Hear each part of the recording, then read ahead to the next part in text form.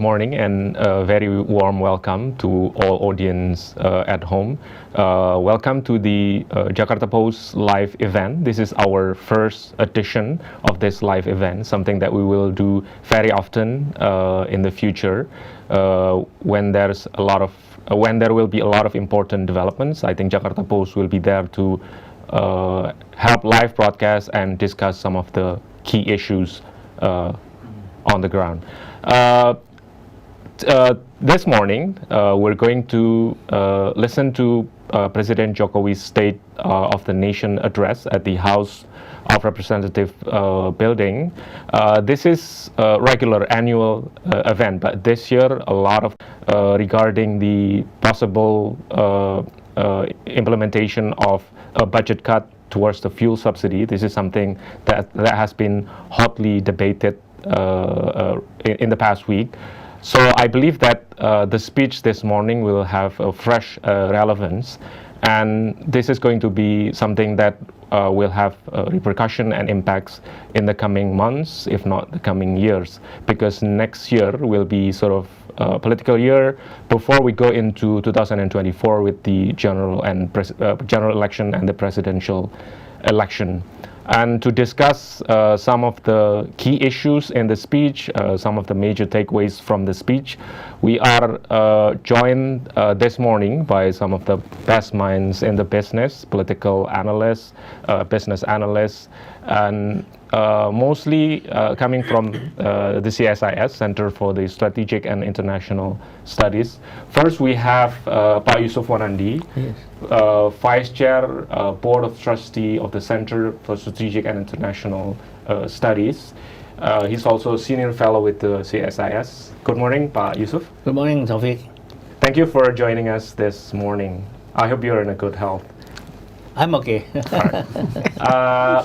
The next panelist, we have Pak Jose Rizal Damuri, the Executive Director of the CSIS and an economist. So Pak Jose will likely talk a lot about some of the key takeaways in the economic and business field from President Jokowi's speech. Good morning, Pak Jose. Good morning, Taufik. Yeah, I hope you're in a good shape because I heard you have COVID recently. I'm recovered already, just like the economy. Okay, I'm glad to hear both information. We also have Philips Husario Vermonte. He's also a senior fellow at the CSIS, but now he also take up a position as the Dean of the Social Science Faculty of Social Sciences at the UIII. I have to read from the note because this is a new institution and quite mouthful. UIII is Indonesian International Islamic University. This is based in Depok. Right. Good morning, Pak Philip. Morning. Very happy to have you here this morning. Thank you for having me. Yeah. Before I continue with our discussion, I want to begin with asking questions to Pak Yusuf Wanandi. If you read yesterday's edition of the Jakarta-Post, we prepare a very special edition with sort of a new cover and sort of reasserting our position as sort of a bold and independent publication. One of the most bold and independent publication in the country. And I want to ask this question first to Pak Yusuf because if you're not aware of this, but Pak Yusuf was present at the creation of the Jakarta-Post, and I want to sort of get his historical perspective on what is the decision behind having bold and independent as Jakarta-Post position. Well, as you know, it was under the old order, so-called, under the General Suharto, and therefore the press was, of course, limited. Yes. So we try at least, with publishing the Jakarta-Post in English, yes, to be able to overcome some of the limits. And one, of course, important thing is whether you are bold and whether you are independent or not is going to be defining for the Post in the future as well. So therefore, we keep that, and we would like to assure you that in the future we are going to, do our best Yes. to keep it bold and independent. And now we're living in a sort of a more open society, Pak Yusuf, and bold and independent. This is something that that was cherished under a sort of an authoritarian regime. But now we're in a freer society. So, how do you think that this bold and independent stand is still relevant? What is the function in a free and open society like we have today, Pak Yusuf? Well, it is not an easy role, as you know. The media is always a problem everywhere, politically. Yes. But therefore, we have to be, stand fast in these principles, because otherwise, it will be very easy by the power that is, actually, to limit us. And therefore, from the beginning, this is not only a motto for the Post, but also, a belief that we have to be bold and independent to be able to really do the justice to the role of the media. Yes, and you mentioned something about that there are pressures even in a free and democratic society. Yeah. What do you think is going to be the biggest threat to the press freedom or sort of democratic practices that we have today, Pak? Well, we have many differences. This is a very diverse society, as you know. And therefore, that it's so easy, to have an excuse, quote unquote, to limit the press. Yes. And because, as you know, power never likes the press, and also never accept the press as such. And so we have to be bold and independent to be able to face that. Okay, so thank you, Pak Yusuf. I think that's some of the key takeaways that we're deciding now to sort of rebrand the Jakarta-Post as Right. still being bold and independent. And I think audience at home can expect that this will be something that the Jakarta-Post will continue practicing for the future. I will come back to Pak Yusuf for some of comments in international politics or some of aspects of foreign policy. But I want to move on to Pak Jose, because this is something that has been discussed in the past few days, the possibility of a major policy regarding the fuel price. But more than that, I think many experts, some of the international agencies, have sort of put Indonesia in a good situation, regardless of the situation outside of Indonesia, with the war in Ukraine, also with the political tension. What do you expect will be in President Jokowi's speech to respond to sort of, okay, we have a good situation at home, but we have a lot of problems outside? Yes, this is really a critical period actually for Indonesia this year and also next year. Although you mentioned that Indonesian economy remain to be strong despite all what happens in the global economy, but still the situation is very fragile. We just entered the recovery period the end of last year, but now we're facing new challenges. And although fortunately we still have some blessing in disguise from this new challenge.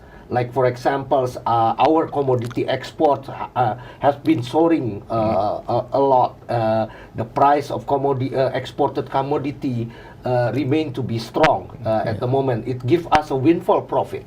But the question is, can we really depend on that situations for the next year, or we should take more response to the current situations and prepare for the worst situations or for unfavorable situations next year. So I think the speech would give us hopefully a lot of information about the policy directions to respond to the current situations, how Indonesia should go for the more appropriate policy, especially when we're talking about these windfall profits already subsided. especially when we're talking about inflationary pressures that remain to be here and perhaps will stay with us until next year. Currently, we still manage to have these inflationary pressures under control, but until how long? Yeah, we also need to have good policy directions on the effects of geopolitical tensions. Hopefully, Pak Jokowi would also address this in the speech next time. And also, we still have problems with our social policy, with our social economic policy, including also the learning loss that we've been talking about for the whole 2 years due to ineffectiveness of education system during the last 2 years. Next year's we need to respond appropriately because we already entered the new normal in our education, but we haven't really see an appropriate response for this learning loss that might be with us for a long time. Yes. Yeah, and of course, although for this speech, President Jokowi did not really take a look at the budget. It would be on the next speech. Yeah. But I think he would also talk about the budget for next year. Yes. And it would be very quite important because next year's the target is to have the deficit go back to less than 3%.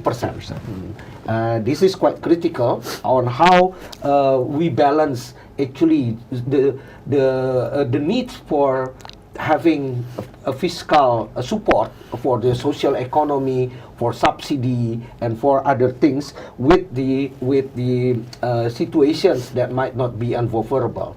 I think energy subsidy would also be would also need to be discussed in this speech, and President Jokowi, I think, has to have a firm policy directions and also budget discussions on that issue.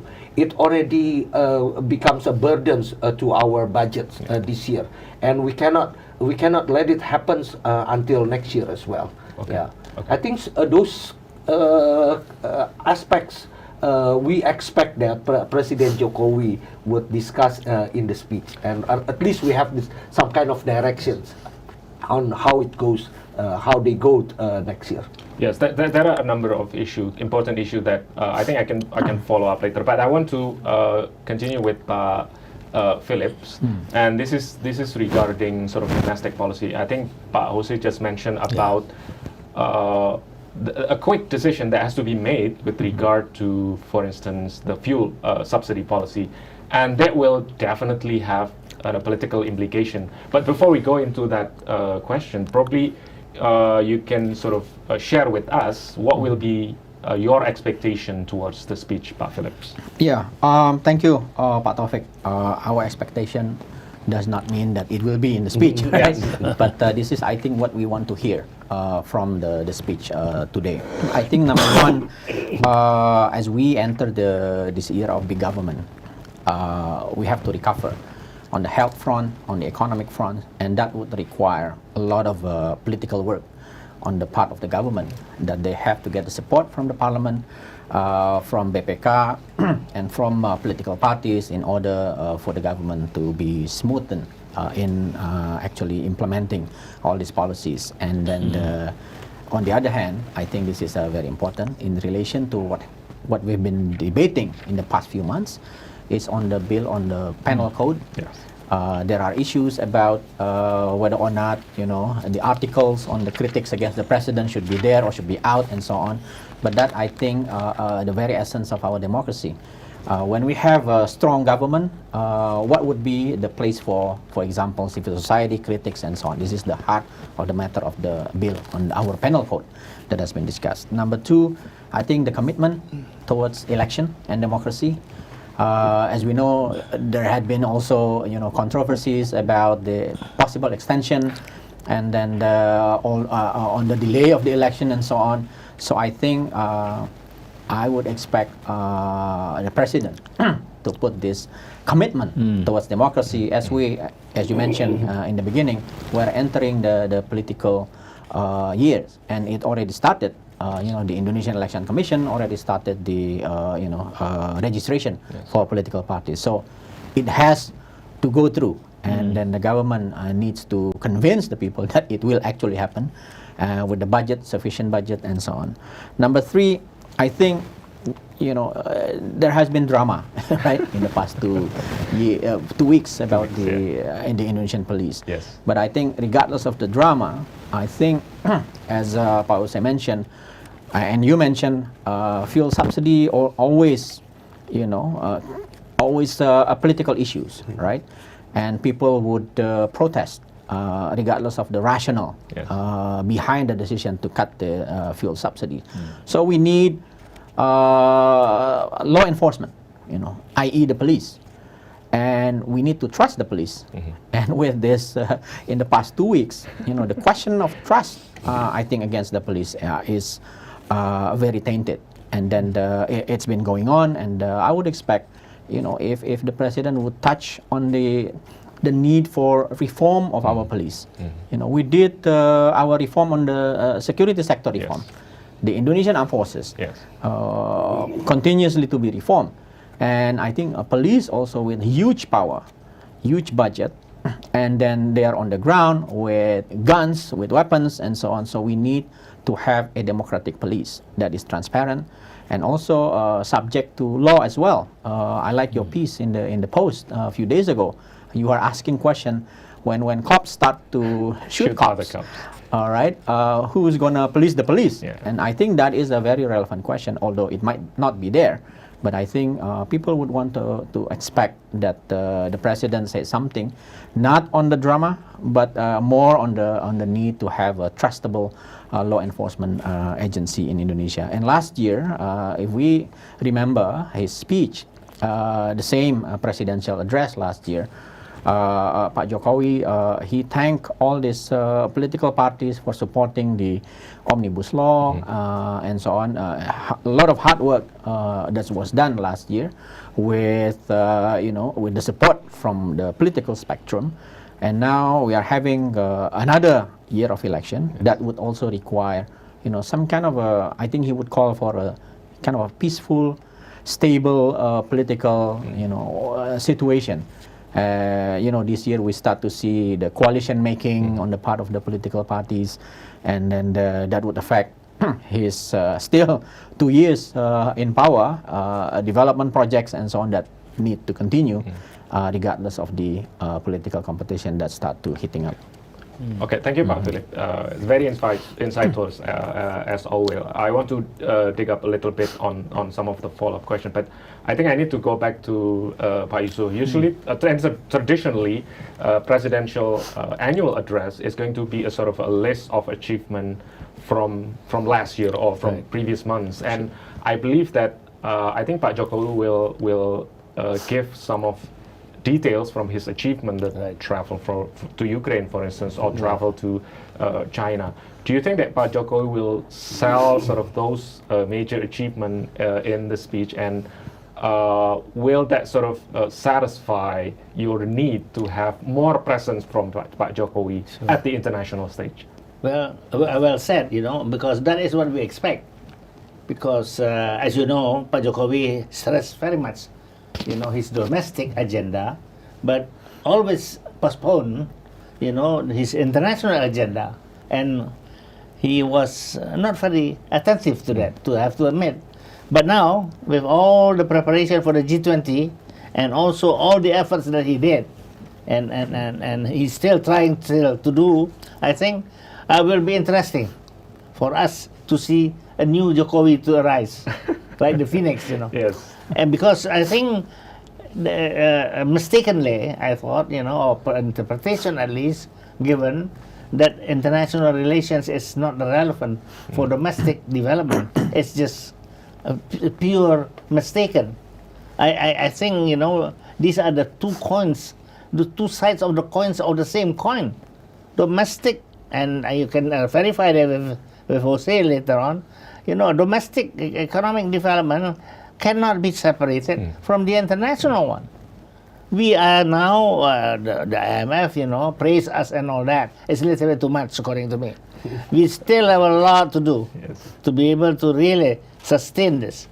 And that's why, I'm very glad that the President Jokowi has turned around, I hope, for the future, that the international part is as important, and sometimes more so than the domestic part. Although, of course, he is responsible, according to his presidency, for domestic issues, but still, domestic issue cannot be separated. So that is one. So he is now trying very hard to prepare for this G20 meeting, and all the success I hope that he can do and he can get. But there are, of course, problems that is really very serious. Since Cold War, we have never had this situation where all the situation is very very loose and very changeable very quickly, and we have to answer that. We cannot escape this pressure that the international community has done on us. So therefore, his intention now to pay attention to going to China and the ASEAN plus 3 countries is very, I think, critical for the future. ASEAN alone cannot do the job because it's a heavy burden, and 80% of the economy of this part of the world is in the Northeast Asia and not with us, ASEAN. Indeed. So therefore, that attention that he needs to give, and next year, of course, is the year where we are going to head ASEAN, to be the chair of ASEAN. And that means only one thing. Are we able or not to change ASEAN into a much more viable institution for the whole region, not only for the 10 of us? Because otherwise, we can just not separate ourselves from the others. And the others are the stronger partners, actually, that we need to have. So that is an important thing. And then the preparation of the G20, of course, has a long way to already, being done.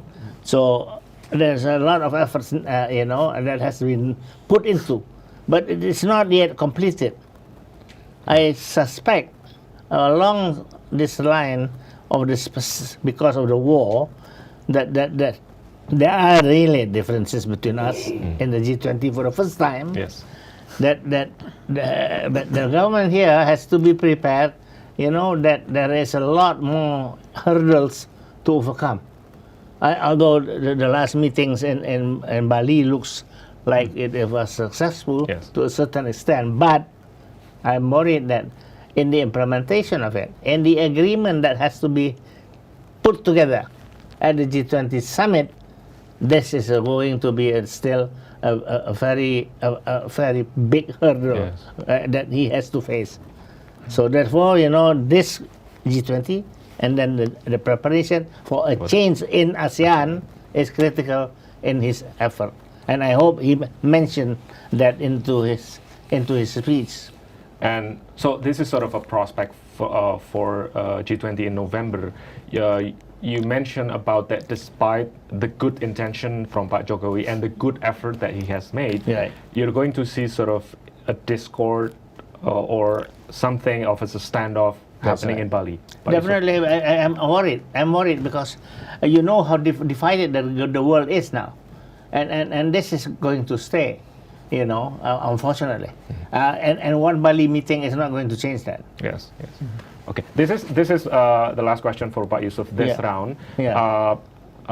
President Jokowi has done a lot in terms of foreign policy this year and I think the year before. And I think as a presidential watcher like Pak Phillips likes to mention is that usually, and this President Jokowi fits the pattern perfectly, that for the second term, usually you're going to focus on international politics. So in a way, this is not too surprising. But do you think that he has made efforts more than sort of previous presidents, or probably to put it more bluntly, is that why President Jokowi does all this in terms of foreign. Well, I think he does see the need, and he does see the importance that it's not only the foreign minister that is in charge, but he himself at the end for the day has to make the decision, the hard decision that has to come yet.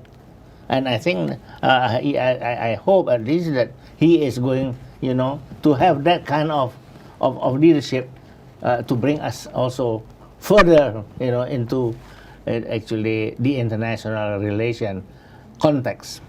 Okay, thank you, Pak. It's a very valuable insight about Indonesian foreign policy this year and for the year to come. I want to go back to Pak Jose. And again, traditionally, State of the Nation address is sort of a laundry list of achievement from last year. And I think you mentioned earlier about learning loss. This is something that we can attribute probably to some of problems in government policy. But on the economy, do you think, or can we say something that, okay, there are some problematic policies from the government that sort of hamper the way for recovery? For instance, this year we have a flip-flop in palm oil policy. Yeah. So do you think that the government can do better in terms of rolling out policies more consistently? Yeah, I think policy uncertainty remain to be a problem of Indonesia. I think that might be, it's safe to say that that is one of the biggest obstacles in Indonesia's economic developments, including also, for example, the decision from the Constitutional Court to help or to delay the omnibus law, omnibus law on job creations. That might not come from the government, but still, from the general perspective, it increased uncertainty and the flip-flopping the economic policy. Yeah, that kind of things create a burden to the economy, and especially it's not really supportive for the current situation, especially during the recovery period, when we still need a lot of support both from domestic and also from the global economy in order for us to recover fully and to recover stronger. That kind of uncertainty really make it more difficult for us. Okay, and so despite some of the policy inconsistencies, some of problematic policy, but well, we have to say that Indonesia is relatively in a better shape this year or the year prior. But earlier you allude to the fact that probably next year we're going to have a different situation. Right. So, and do you think that problem, economic problem or economic hardship, will be something of a certainty next year, or is there something that we can do to sort of manage our position better next year? Yes, perhaps we should look at what makes Indonesian economy remain to be strong this year. Although there are many factors, but I think one of the biggest factor is the windfall profit from commodity prices and the commodity demands that remain to be high until now. Like for example, a palm oil export of Indonesia, the palm oil prices have reached around higher than $1,000 per ton, and it an increase of 3 times from the previous period, from the pre-pandemic world. Yes. So that really provide a lot of support to Indonesian economy, but of course it would not be there for the whole time, and so we have to prepare when the demand already adjusted, and the supply is also already adjusted, that makes Indonesia no longer enjoy the windfall profit from these commodity prices. Yeah, and also there's a question about the fuel subsidy, because at least this is based on some of the media reports that the fuel subsidy is expected to be around 600 trillion Right. alone this year. Right. And unless something drastic is decided by the government, next year is going to be more severe, the problem. Can be more severe, especially if the price of oil remain to be high like this, and the government not doing anything appropriately. 600 trillion rupiah, it's more than 30% of the budget. Yes. And we just put it into the fuel subsidy or energy subsidy. We still can survive because the government revenue remain to be strong at the moment. Even the deficit is expected to be less than 4%. A lot of reductions from the target of 4.8%. So this is good news. But again, whether the government revenue remain to be strong next year, it's still questionable. Big questions. Yes. And we no longer, I think, provide this kind of subsidy because it's also an untargeted policy. Yes. Most of those enjoy the subsidy The are the middle or upper class. Middle class, And it's also not really in line with our spirit of having energy transition. If you keep the biggest a big subsidy into fossil fuels, True. there is no incentive for us or for the economy to shift to a cleaner energy or renewable energy. And it might not be in line also with our spirit in G20 that push the agenda of energy transitions in the priority. Yeah, and some of the quips or some of the jokes that I got from social media is that I think the 600 trillion can buy President Jokowi like 4 new capitals. So it's a lot of money. But I want to continue with sort of the political aspects or political situation, and this probably relates to the issue of new capital. This is not directly related to that, but President Jokowi will be in office for another 2 years, and the question is, does he need to sort of still show up? Well, I don't want to say show up for work, but does he still need to sort of show off his achievement or some of the big plans that he have, the new capital, greater investment, or the health of the economy, Pak Philips? Yeah, I think he does need to emphasize his achievement for a number of reasons, in particular on the political front.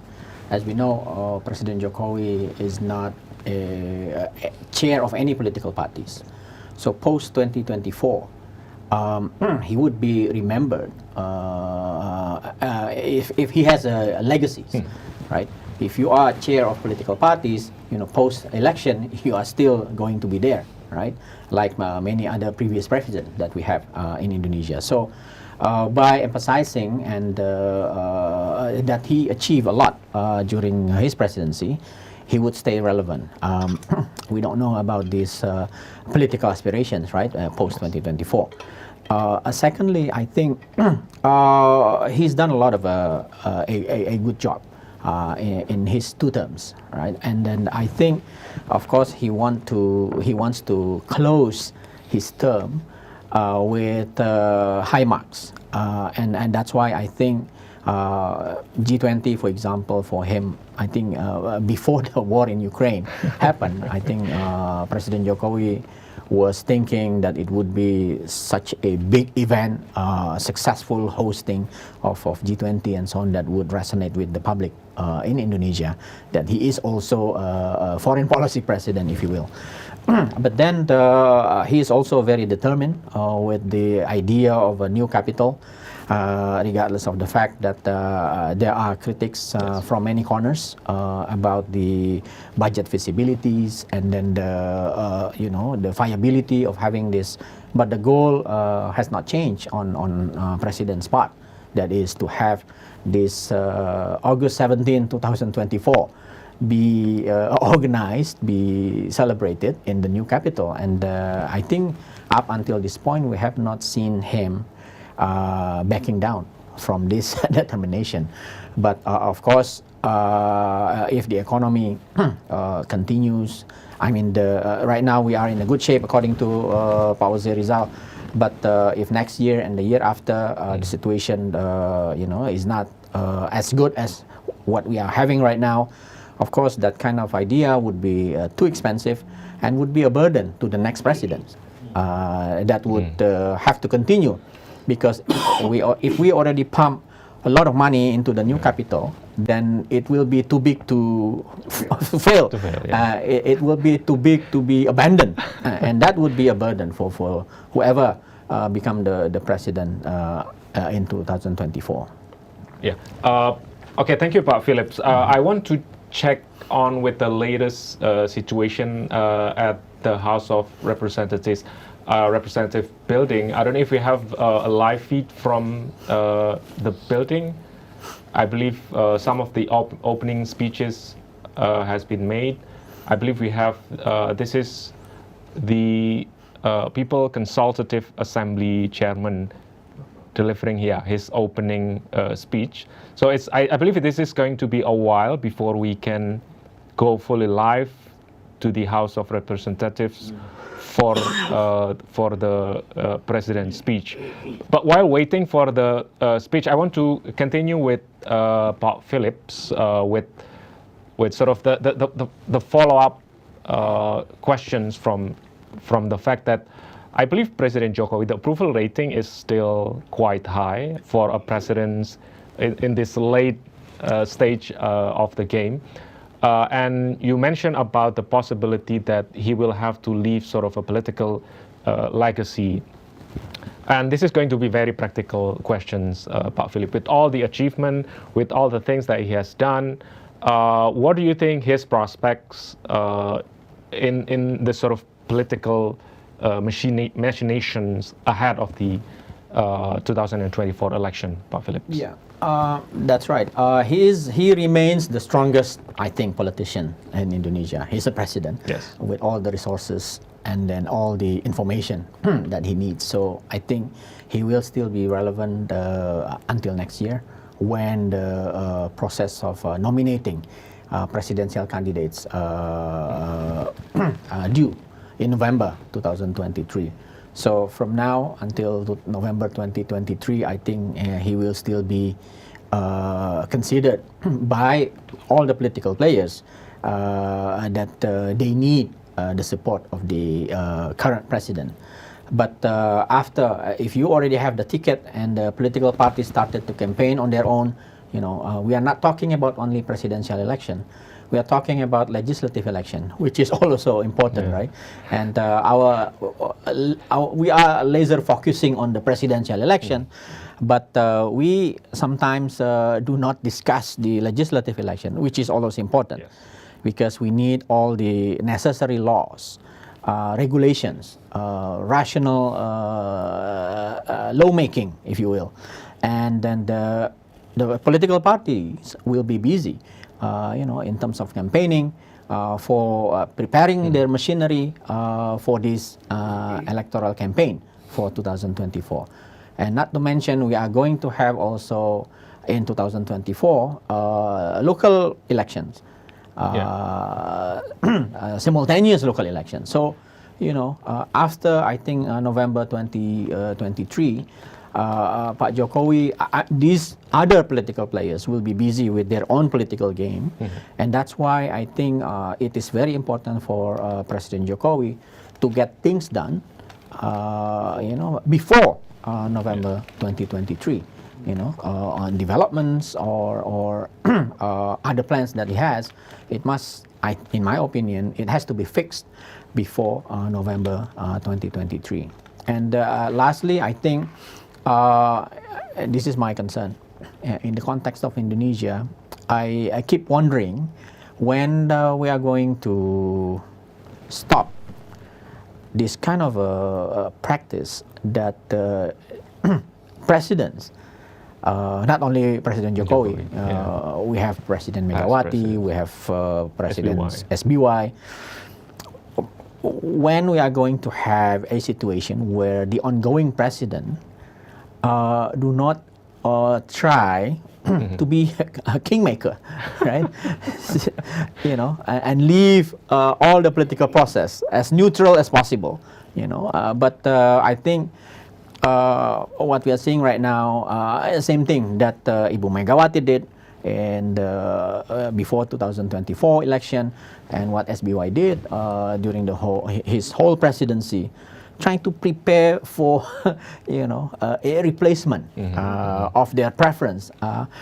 I don't think that is healthy for the republic, because 2 terms is 2 terms, right?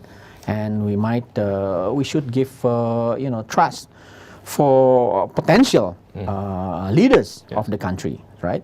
To grow and to be strong on their own term. Yeah. And then come up with fresh ideas and so on. But probably this is a long way to go, Pak Taufik. But I think many of the debates that we are having, many of the controversies, we spend a lot of energies on this, because our leadership transition is smooth, but underground it's actually consume a lot of energies. Yes. All right, because of this king-making process, kingmaker and politicking and so on. No, but isn't this something that we see in other places, but because I believe I remember Obama campaigning for Joe Biden, so in a way he's sort of making the place for Mr. Biden. How this is different from Indonesia? Yeah, every country has their own problem. Maybe in the U.S., for them at that time, the challenge is very, very huge. Indeed. Because the prospect of Donald Trump, and to continue as a president. But of course, then our politicians would also make the case, right? This is a defining election in Indonesia, and we've been saying that for every election. This is defining election. This is defining election, right? 2004 defining election, 2009 defining election, and 2014 we said the same thing, and 2019 we said the same thing. So my point is, actually, time continues. New problems will come, and sometimes we cannot face the new problem with old perspectives, old arrangement. We might need to think in a much more different ways. Okay, thank you, Pak Philip. Okay, I believe before we go into the house, I still have one question for Pak Yusuf, and this is regarding foreign policy as well. With so many challenges in the world, Pak Yusuf, with the world in Ukraine, the situation in Taiwan, right, and also the sort of geopolitical competition between the US and China. And you mentioned earlier about President Jokowi has done quite a lot. Do you think that this is the kind of politician that is suitable for the moment, or you can expect something better, Pak Yusuf? Well, I suspect that I'm expecting something better. One of the reasons I think why we are lacking mechanisms for the region, not for Indonesia alone, is the fact that ASEAN is not functioning. So therefore, this is an issue that we, as Indonesia, supposedly the leader of ASEAN, should really give a lot of attention to. We cannot accept the situation that it is, because 10 countries is 10 countries, and therefore it has some influence. We cannot just escape that. We can just not ignore that.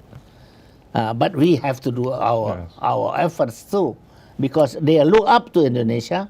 But if Indonesia is not coming with the great ideas and willing to, to give them also, the other members, a chance to participate fully, we never can achieve a situation in East Asia where we, as developing part and medium-sized ones, can have an influence, and that is very critical for our future. So ASEAN next year is critical for the region as well as for Indonesia. And for the post 2024 situation, do you think that President Jokowi has sort of set the bar high for anyone to follow in the future, or probably in the future, again, quoting Pak Philip, there will be new and different challenges, but do you think that the bar is set high for the next to sort of follow on his path? Well, definitely, now Jokowi is involved now, and then lead it, and in the next 2 years you can see what the results are going to be in relation to ASEAN. Yes. Then we can then, based on that, follow it up and have a better region in the future. Yes. The region is brittle because between the two countries, big countries, there is nothing. Yes.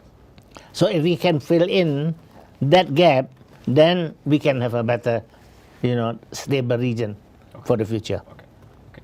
Thank you, Pak Yusuf. I think we should go back to the House of Representatives building, because I think according to the schedule that we have, we were going to have President Jokowi delivering his speech at 10:18, if I can remember correctly. So I think we should go to the House building if we have the live feed already.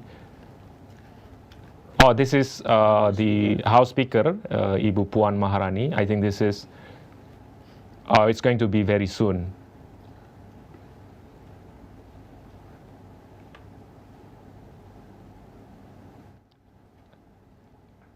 Can we have the volume on this?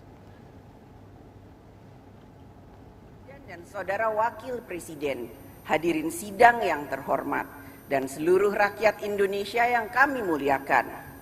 Esok, tanggal 17 Agustus tahun 2022 adalah 77 tahun Hari Proklamasi Kemerdekaan Indonesia. Semangat untuk merdeka yang digelorakan 77 tahun yang lalu adalah semangat untuk dapat menyusun bangsa dan nasib tanah air oleh bangsa. Wearing sort of a special costume. This is customary. I think the last information that we've got about the costume, this is something from, it's a traditional costume from Sulawesi. I don't know if Pak Philips have something to say about that. Well, I think it's a good practice, though.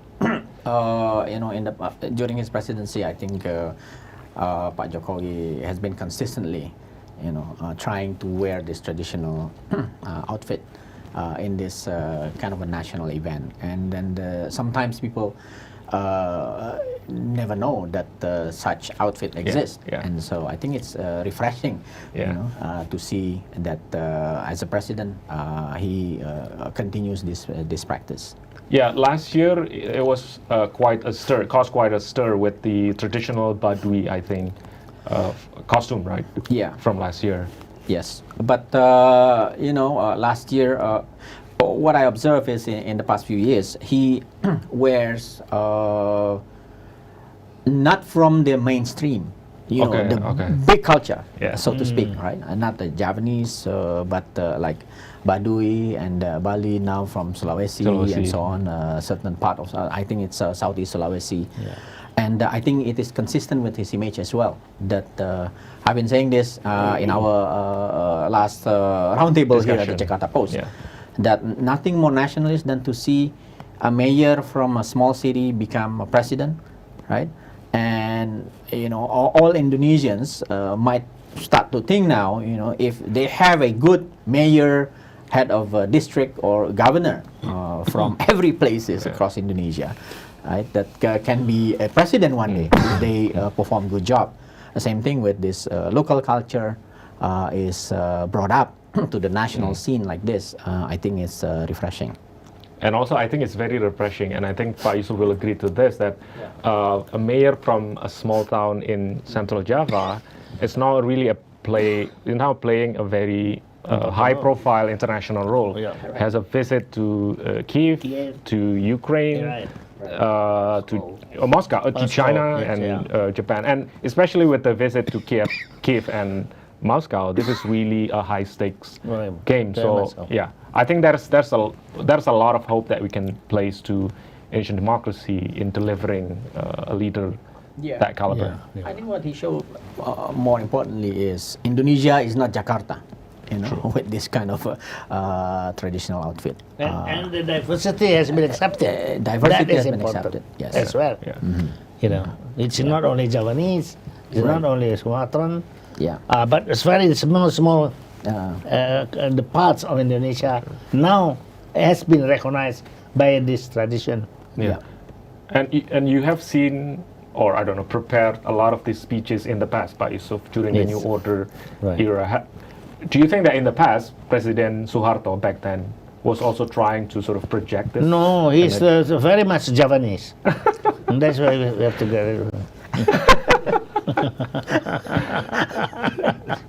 Okay, so he's sort of, straight to business, Sure. reading No. from the prompter. Yeah, I mean, and but he is not used to that, right? Yeah. So first time when he has to give a speech, everybody was sweating because they don't know what is going to come out, and of course it has come out lousy.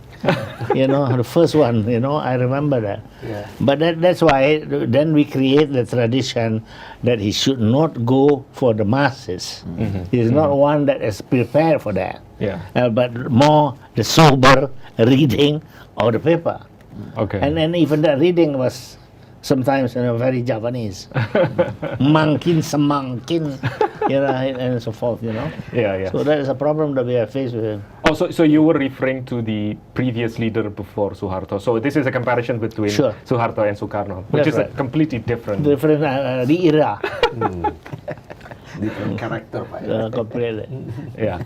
Okay, I think we should go back, check back to the house building. Can we have the volume up? Pengamat dan lain sebagainya. Ini semua mau Seluruh ngomong. partisipasi tersebut dapat diartikulasikan dalam bentuk gagasan, kerja, prestasi, gerakan, kritik, dan lain sebagainya.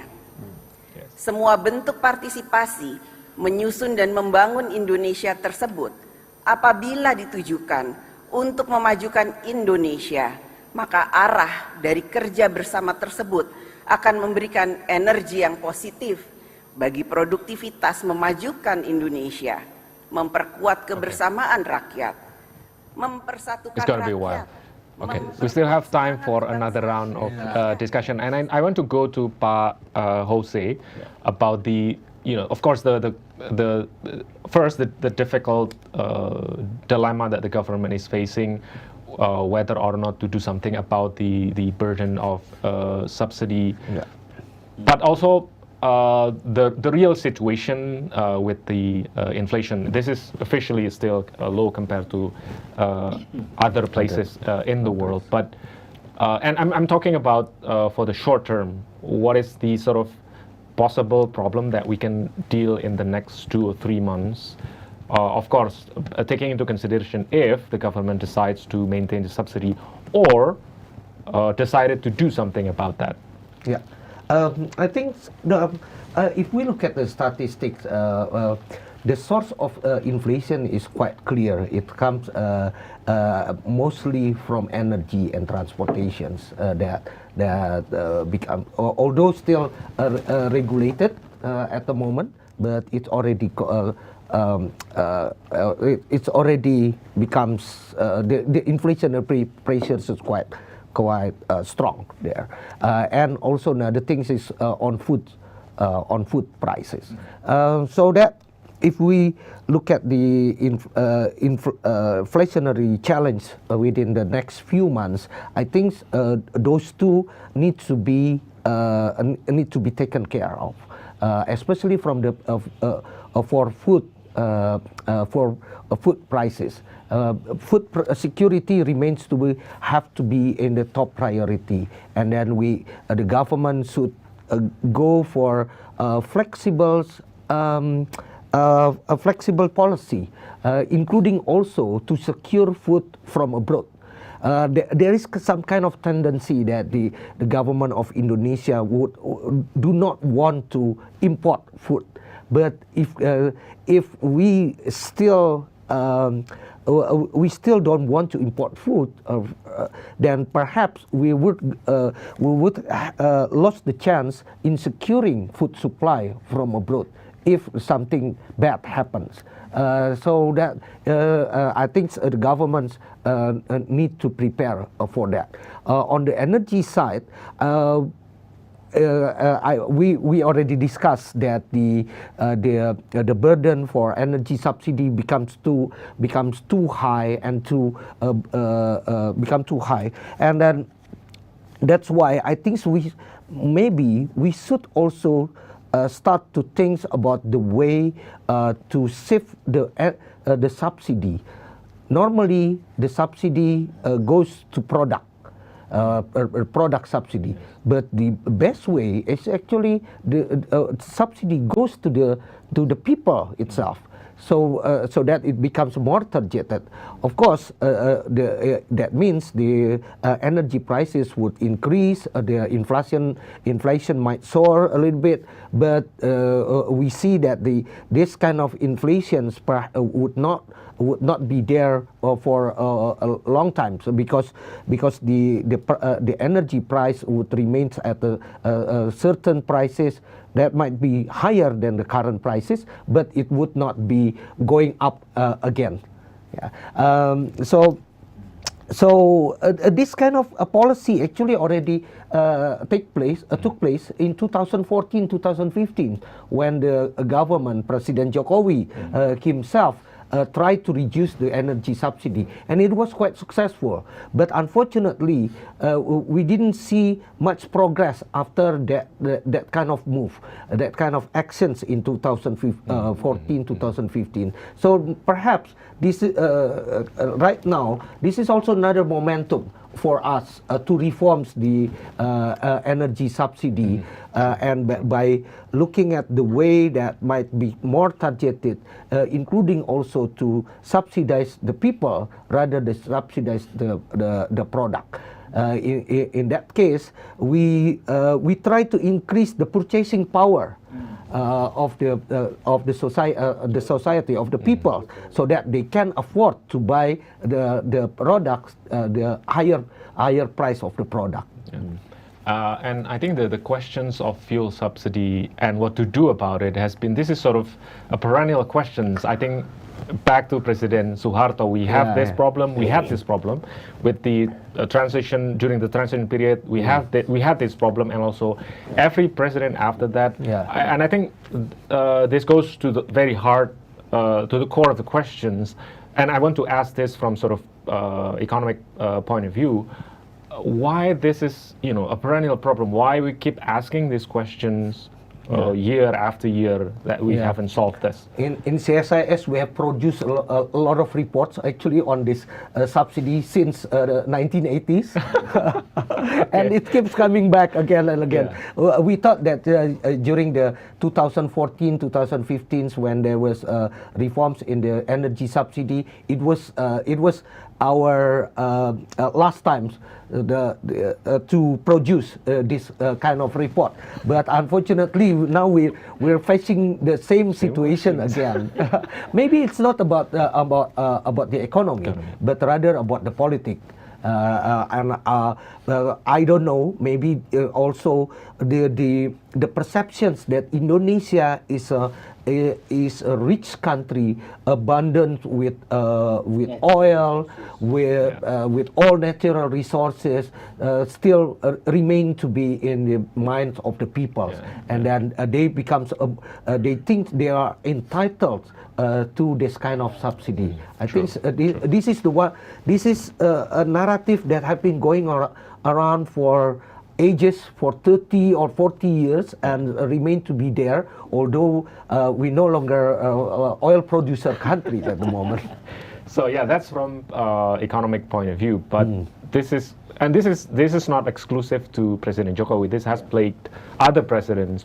What is the political cost of dealing something with oil subsidy, Pak Phillips, from political sort of point of view? Yeah, I think what Pak also mentioned is that too many in Indonesia, oil subsidy is human rights.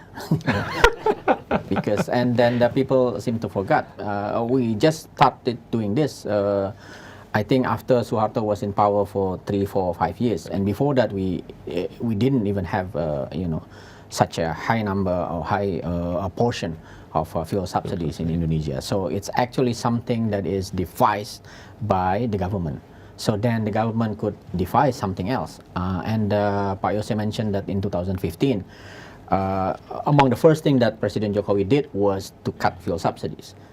And there was, in my opinion, there was a political incentive for him to do that. Number one, he was just elected with very high popularity. But more importantly, I think he faced difficult fiscal space at that time, because the budget for new president was actually set by the previous president, and then so he could not hit the ground running. President Jokowi at that time, he wanted to start all these infrastructures and various projects and so on, but the budget was locked by the previous president. So he then was forced to cut the fuel subsidy, and I think this time same thing may also serve as a political incentive for him, because 600 trillion rupiah is that's a lot huge. of money. That's a lot of money in the context of global economic recovery, and then the challenges that we might have. So the best and good option is really to reduce the fuel subsidy that he did in the past, and right now his popularity remain around 70%, 80% sometimes, and other world leaders would be salivating to see this kind of a high level of public support. And then now the question would be, what President Jokowi do with this kind of environment that he has to face. Okay. What are your thoughts on this, Pak Yusuf? Because in the past you have President Suharto also having problems with this. Well, President Suharto is easier because he was, of course, an iron hand. He can do it. But then when you have SBY, as you know, after 27 meetings, he still didn't do it. Until the vice president has to do it for him. Okay. You remember? So therefore, it's not an easy proposition, and especially if you are, of course, the president who has to take the decision. But again, what has been said, historically we know this. Yes. We have had this, and we are actually politically too weak to make a correction once and for all. So in accordance with the market prices. If we just sell it according to the market prices from the beginning, then you don't have to subsidize it every year. That is the problem. It's a problem of strength. It's a problem of will. And I must say, not every president has the strength to be able to do that. If I may add, Sure. Pak Taufik, Please. I think he has modalities to do this, because in the past probably people would protest because there was no replacement for the people. If the subsidies were cut, regardless of the fact that it's the middle upper class that enjoy it, but still for poor and middle level part of the society, they would say, well, it's okay if they want their part. We need this part, for us, the subsidies. And at that time, probably public service delivery were not as, in my opinion, as good as today. And social protection program we have already. Health, I think health subsidies in terms of insurance and so on. And then that education is relatively, accessible right now for the people. So I think the government could make the case that, okay, they cut the subsidies, but actually people receive support in other forms. In other forms, In other forms. And I think they need to really emphasize this. In the past, it's really like if you cut the fuel subsidies, people would think you snatched away our, part of the cake of the subsidies. That's right. That's right. Because we now have a quite good. Actually, the data, the systems for having a more targeted subsidy, especially during the pandemic, it's been overhauled, it's been improved very a lot. During this pandemic era, and then we can use this kind of systems actually to provide more support to the people, to those who need it, rather than giving it on the product basis like today. So there will likely be less of a political cost for the government if they decide to do it now. Yeah, but the thing is how to communicate this. This is also one of the I think the weakness of the current governments. I think in the public communications, sometimes they cannot really deliver the message successfully. Now.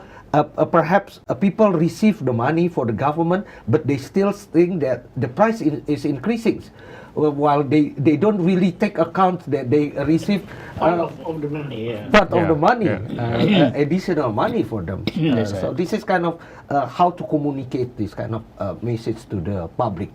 Yeah, because part of the worry is that we're going to have a big summit in November, and if the protests will take place anytime soon, that could sort of affect, or if the protests will take place in November. So there's sort of the risk that is still being waved on. Yeah, that also happens in 2018 in Chile actually. On APEC, I think. So it's not really a good idea to sort of have a drastic policy while you have Joe Biden here, we have Xi Jinping here, we have Vladimir Putin possibly here, and having to see this sort of effect from the policy.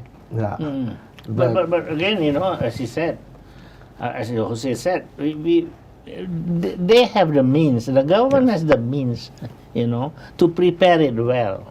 Yeah, I mean, for instance, if you know that these two gentlemen are coming, what the hell do you have to raise the prices, right? But you can wait for another month. And then do it reasonably. I think.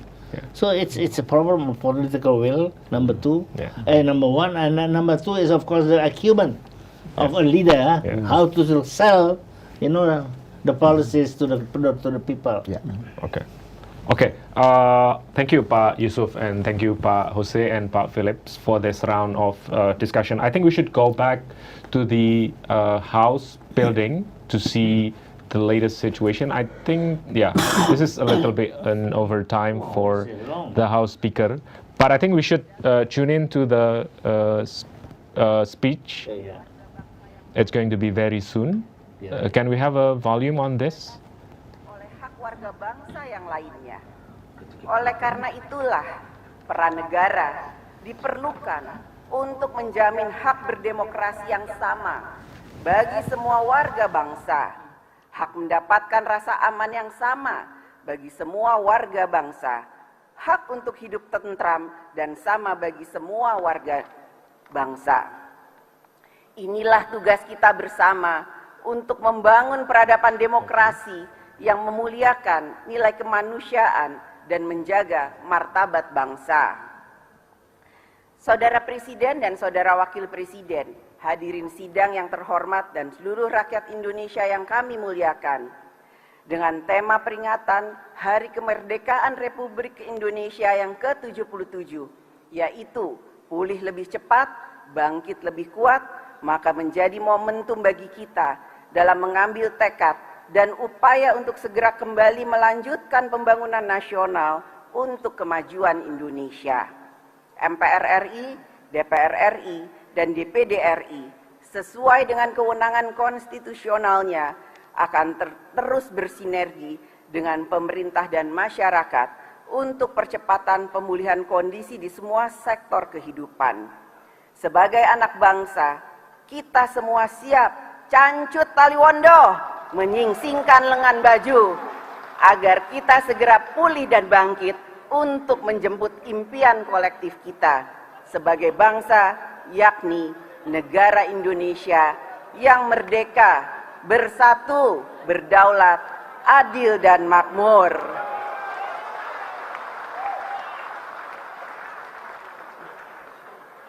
Selama 77 tahun, kita menyusun dan membangun Indonesia. Telah banyak berbagai perkembangan dan kemajuan, baik dari sisi tata negara, sistem berdemokrasi, sistem pemerintahan, kehidupan dan penghidupan rakyat. Telah banyak capaian dan prestasi anak bangsa dalam mengisi kemerdekaan. Masih terdapat berbagai kekurangan dan ketidaksempurnaan dalam kita menyusun dan membangun negara Indonesia.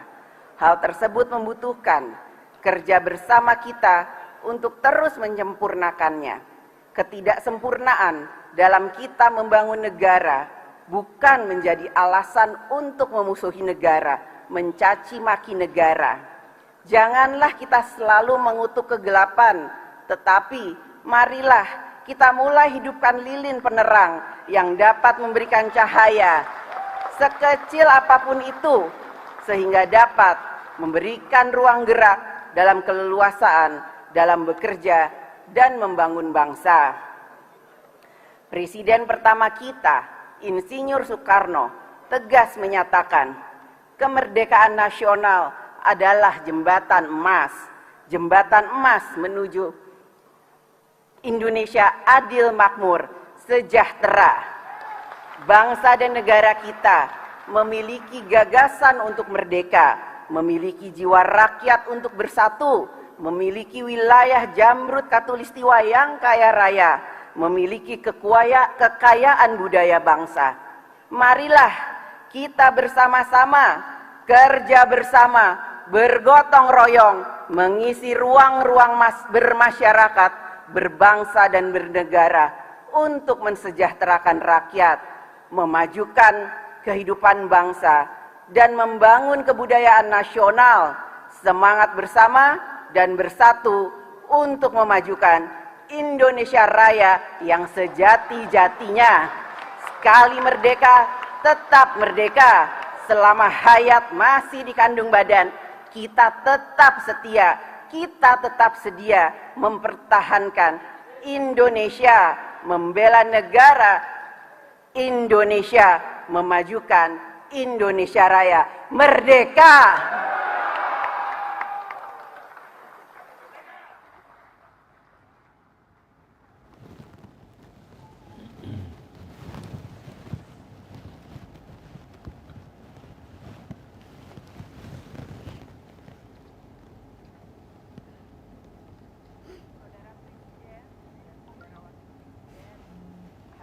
We still have audio for this. Rakyat Indonesia yang kami muliakan. Okay. Kini tiba saatnya kami mempersilahkan Saudara Presiden. Yeah, I think the speech will commence very soon. Yeah, from Pak Jokowi, the House Speaker. Ibu Puan Maharani is wrapping up his speech. It's going to be another minute before Pak Jokowi takes the podium. Sorry.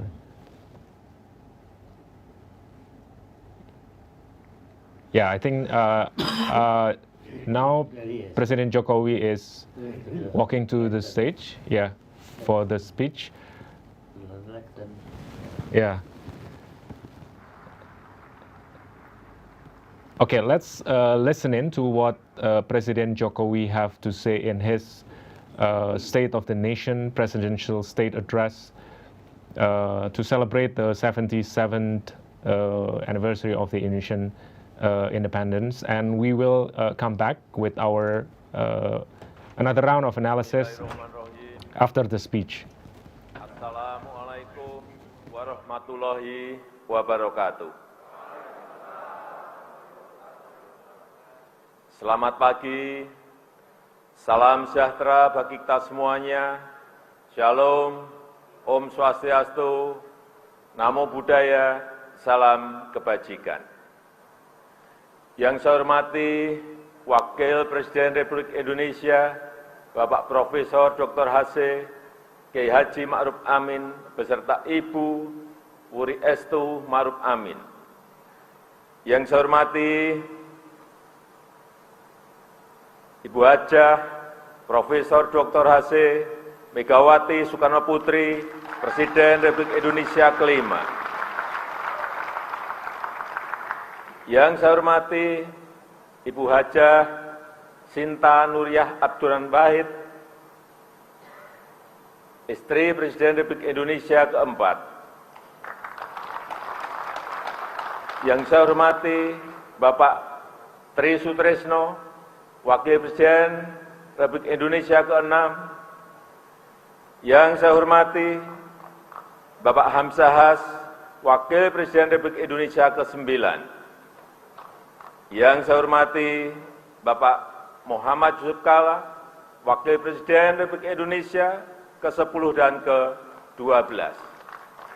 Yang saya hormati Bapak Profesor Dr. Budiono, Wakil Presiden Republik Indonesia ke-11. Yang saya hormati Ketua, para Wakil Ketua, dan para anggota MPR Republik Indonesia. Yang saya hormati Ketua, para Wakil Ketua, dan para anggota DPR Republik Indonesia. Yang saya hormati Ketua, para Wakil Ketua, dan para anggota DPD Republik Indonesia. Yang saya hormati Ketua, para Wakil Ketua, dan para anggota lembaga-lembaga negara. Yang saya hormati Yang mulia para duta besar negara-negara sahabat dan para pimpinan perwakilan badan dan organisasi internasional yang hadir. Yang saya hormati para Menteri Kabinet Indonesia Maju, serta Panglima TNI, Kapolri, Jaksa Agung, Kepala BIN. Yang saya hormati para Ketua Umum partai-partai politik yang hadir. Saudara-saudara sebangsa dan setanah air, para hadirin yang berbahagia.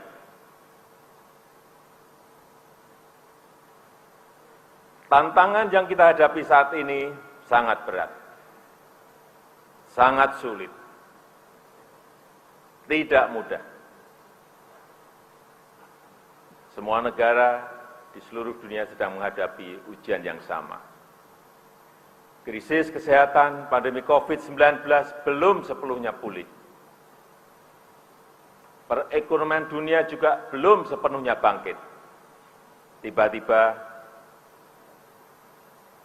meletus perang di Ukraina, sehingga krisis pangan, krisis energi, dan krisis keuangan tidak terhindarkan lagi. Kita tahu 107 negara terdampak krisis, dan sebagian di antaranya diperkirakan akan jatuh bangkrut. Diperkirakan 553 juta jiwa terancam kemiskinan ekstrim, dan 345 jiwa terancam kekurangan pangan akut dan kelaparan. Ujian ini tidak mudah bagi dunia dan juga tidak mudah bagi Indonesia. Semua ini harus kita hadapi dengan kehati-hatian, dengan kewaspadaan. Namun, di tengah tantangan yang berat, kita patut bersyukur Indonesia termasuk negara yang mampu menghadapi krisis global ini. Negara kita, Indonesia, termasuk negara yang berhasil mengendalikan pandemi COVID-19, termasuk 5 besar negara dengan vaksinasi terbanyak di dunia, yaitu 432 juta dosis vaksin yang telah kita suntikkan. Inflasi juga berhasil dikendalikan di kisaran 4,9%. Angka ini jauh di bawah rata-rata inflasi ASEAN yang berada di sekitar 7%. dan jauh di bawah inflasi negara-negara maju yang berada di sekitar 9%. Bahkan sampai pertengahan tahun 2022 ini, APBN juga surplus 106 triliun rupiah. Oleh karena itu, pemerintah mampu memberikan subsidi BBM, subsidi LPG, dan subsidi listrik sebesar 502 triliun di tahun 2022 ini, agar harga BBM di masyarakat tidak melambung tinggi. Selain itu, ekonomi berhasil tumbuh positif di angka 5,44% pada kuartal kedua tahun 2022 ini. Neraca perdagangan juga surplus selama 27 bulan berturut-turut.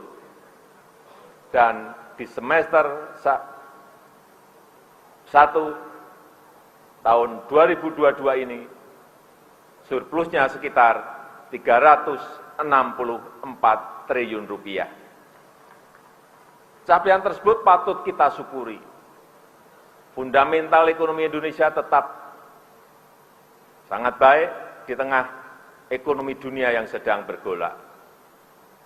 Di satu sisi, kita memang harus tetap waspada dan harus tetap hati-hati, namun di sisi lain, agenda-agenda besar bangsa harus terus kita lanjutkan untuk meraih Indonesia maju.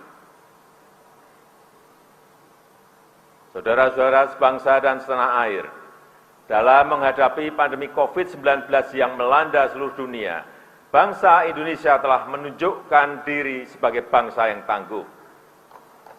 Masyarakat dusun,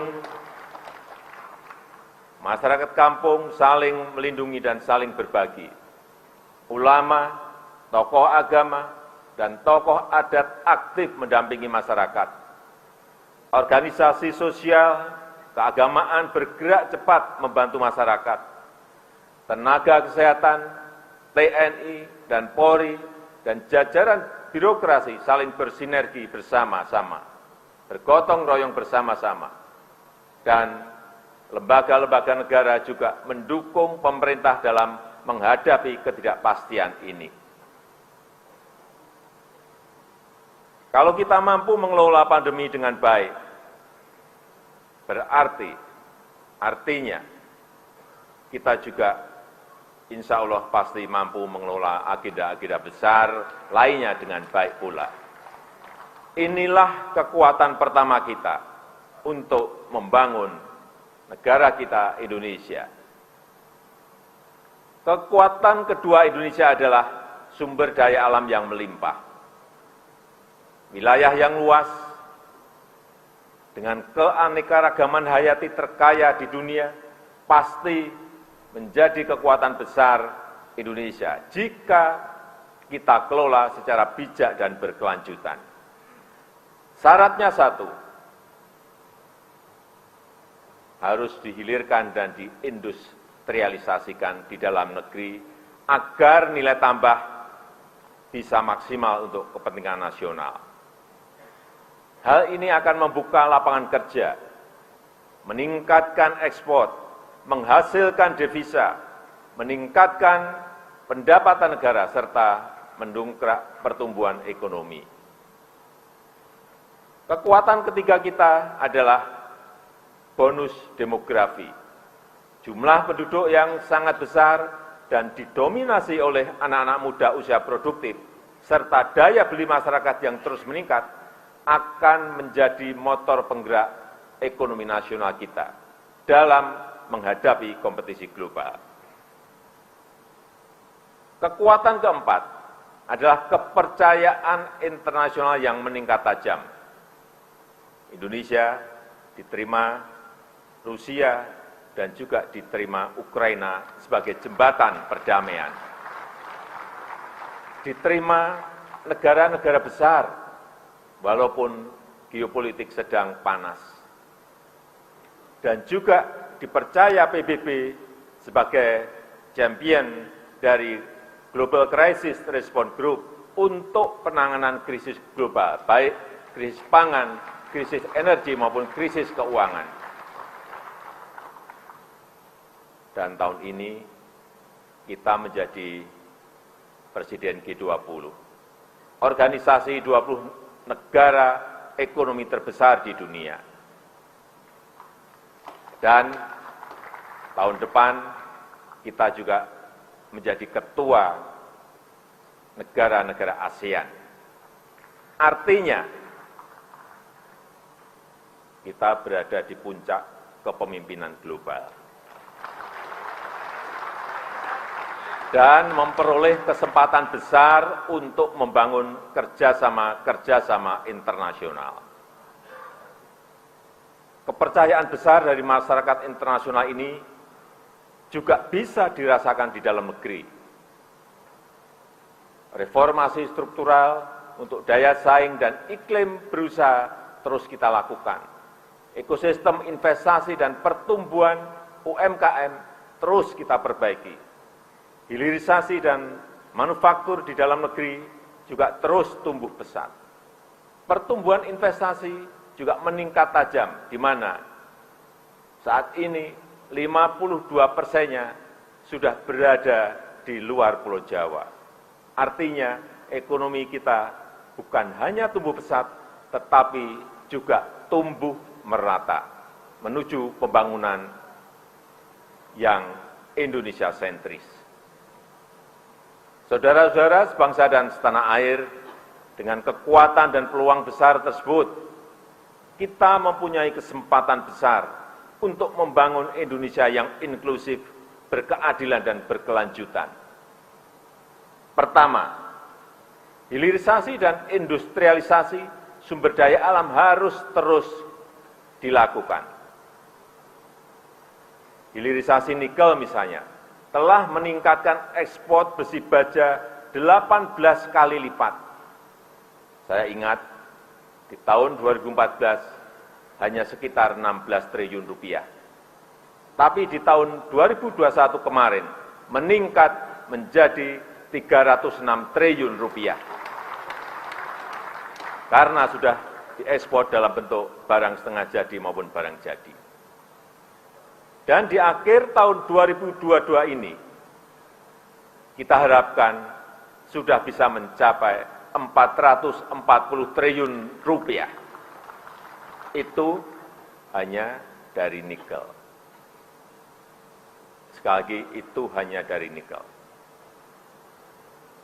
Selain penerimaan pajak, devisa negara juga naik, sehingga kurs rupiah lebih stabil.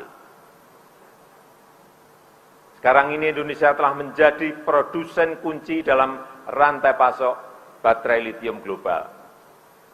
Produsen mobil listrik dari Asia, dari Eropa, dan dari Amerika ikut berinvestasi di negara kita.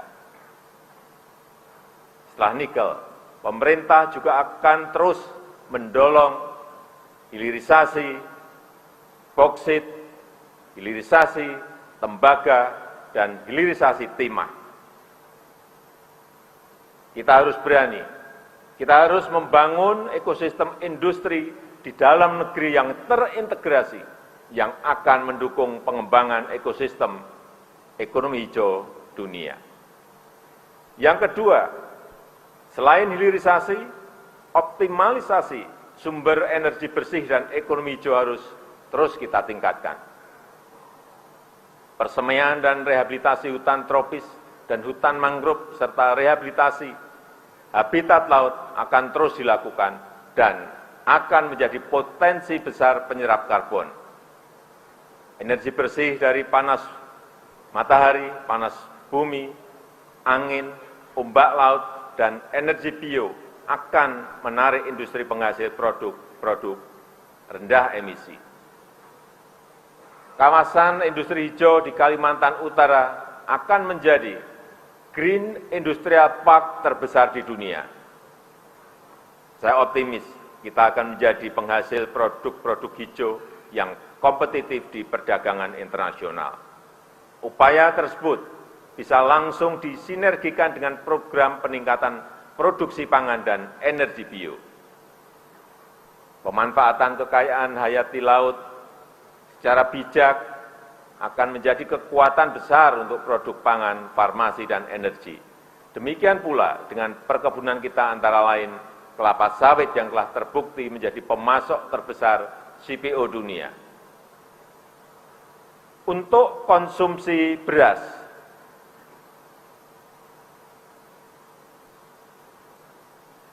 kita sudah tidak lagi impor dalam 3 tahun terakhir. Untuk beras konsumsi, pembangunan bendungan dan irigasi telah mendukung peningkatan produktivitas nasional kita. Alhamdulillah, kita baru saja memperoleh penghargaan dari International Rice Research Institute yang disaksikan oleh FAO karena kita dinilai mampu mencapai sistem ketahanan pangan dan swasembada beras sejak tahun 2019.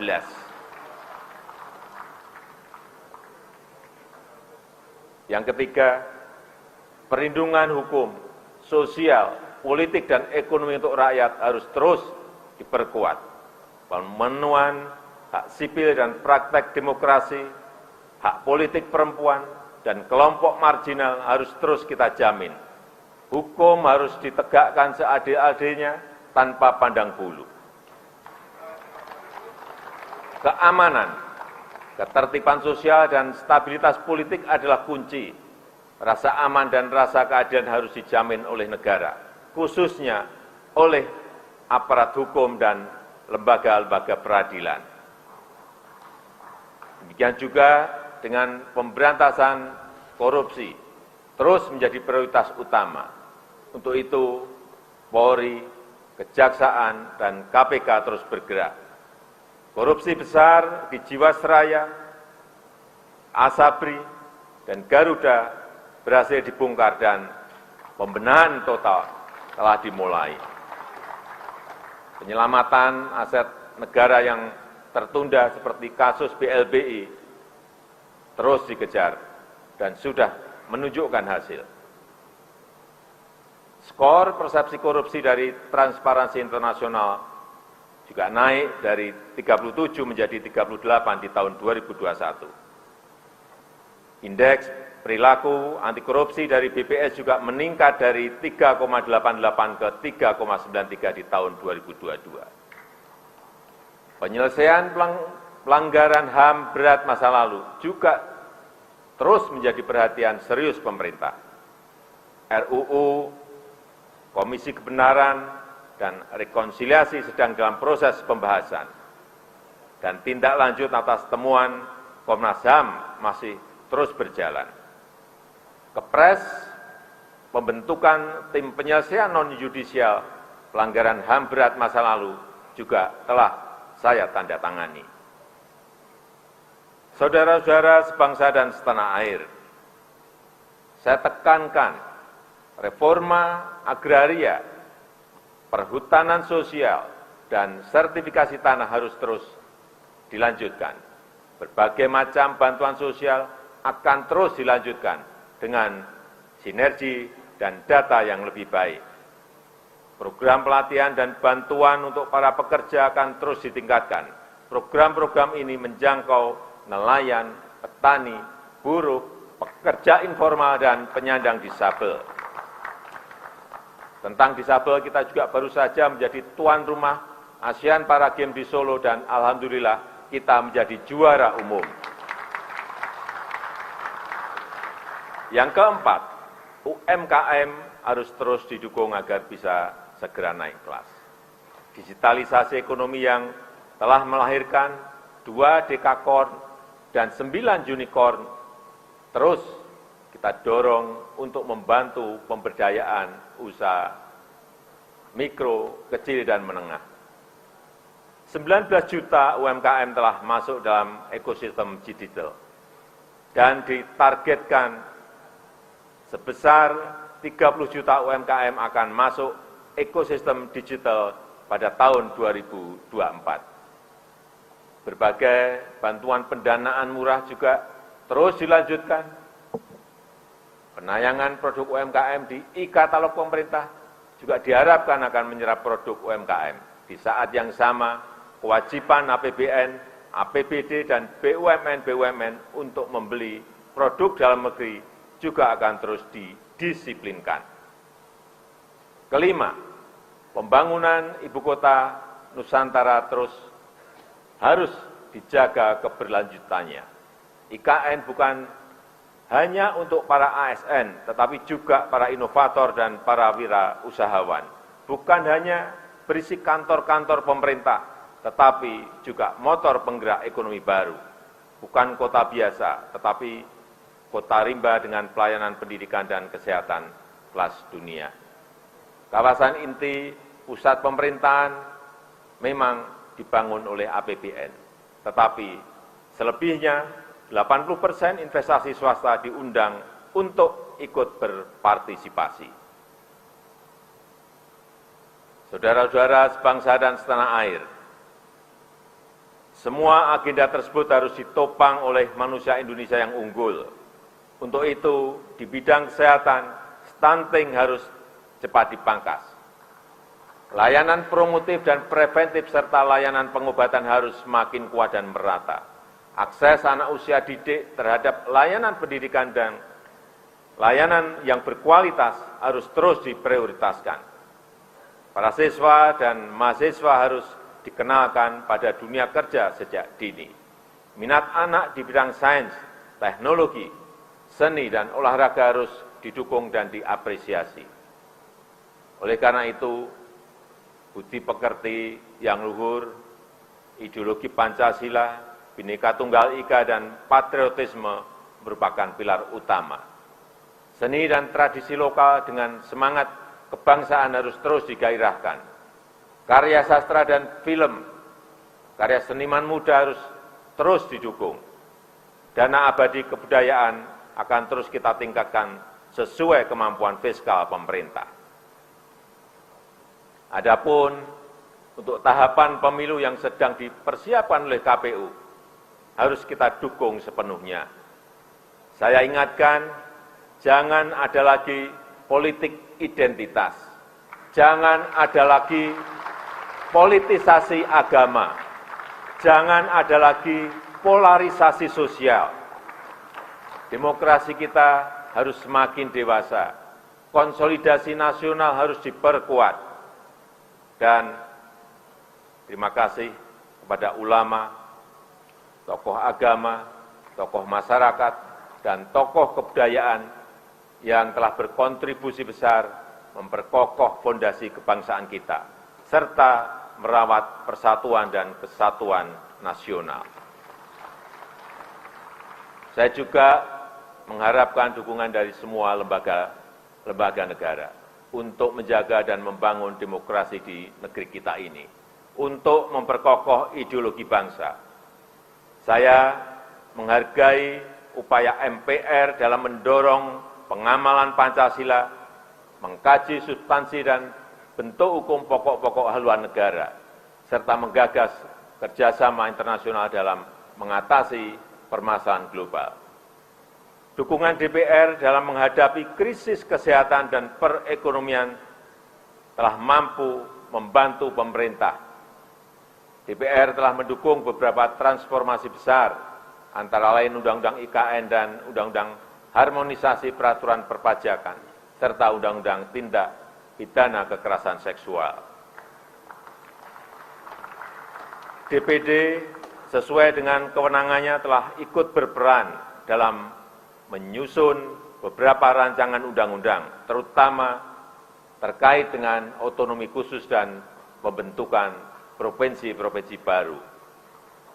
Reformasi pelayanan hukum di Mahkamah Agung terbukti telah meningkatkan kualitas penyelesaian perkara. MA terus mengedepankan keadilan restoratif.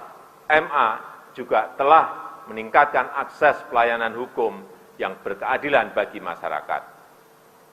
Mahkamah Konstitusi telah meningkatkan pelayanan penegakan konstitusi secara efektif. Sistem peradilan berbasis elektronik semakin memudahkan akses masyarakat. Peran MK sebagai tuan rumah Kongres MK sedunia juga patut diapresiasi. BPK telah menjaga sinergi antara kualitas tata kelola keuangan negara dan fleksibilitas dalam menghadapi krisis. Ini sangat membantu pemerintah.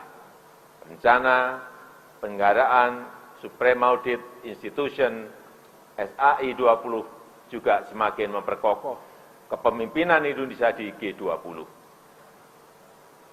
Komisi Yudisial terus memberikan layanan prima dalam mengawal peradilan yang bersih dan berwibawa. Penanganan laporan masyarakat terkait lembaga peradilan telah membantu memberikan rasa keadilan kepada masyarakat. Saya juga mengucapkan terima kasih kepada lembaga-lembaga nasional yang lain sesuai wewenang dan perannya. Terima kasih kepada Bank Indonesia, Otoritas Jasa Keuangan, dan lembaga penjamin simpanan. Terima kasih juga kami sampaikan kepada Komisi Pemberantasan Korupsi dan Ombudsman Republik Indonesia, dan juga kepada Komisi Pemilihan Umum dan Badan Pengawas Pemilihan Umum, juga kepada Komnas HAM dan lembaga-lembaga nasional lainnya. Saudara-saudara sebangsa dan setanah air, saya tegaskan kembali bahwa kita harus selalu waspada, selalu hati-hati, dan selalu siaga. Krisis demi krisis masih menghantui dunia. Geopolitik dunia mengancam keamanan kawasan. Kita harus selalu eling lan waspada. Harus ingat dan selalu waspada. Kita harus selalu cermat dalam bertindak. Kita harus selalu hati-hati dalam langkah. Saya tegaskan kembali, agenda besar bangsa tidak boleh berhenti. Langkah-langkah besar harus terus dilakukan. Ada minimal 5 agenda besar yang tadi telah saya tekankan. Saya mengajak seluruh komponen bangsa untuk bersatu padu, mendukung agenda besar bagi pencapaian Indonesia maju. Dengan komitmen, dengan kerja keras, dengan inovasi dan kreativitas. Semoga Allah Subhanahu wa ta'ala, Tuhan Yang Maha Kuasa, senantiasa mempermudah upaya kita dalam meraih Indonesia maju yang kita cita-citakan. Amin, amin ya robbal alamin. Marilah kita bersatu padu untuk Indonesia maju. Indonesia pulih lebih cepat, bangkit lebih kuat. Dirgahayu Republik Indonesia, dirgahayu Negeri Pancasila, merdeka! Terima kasih. Wassalamualaikum warahmatullahi wabarakatuh. Om Santi Santi Santi Om. Namo Buddhaya.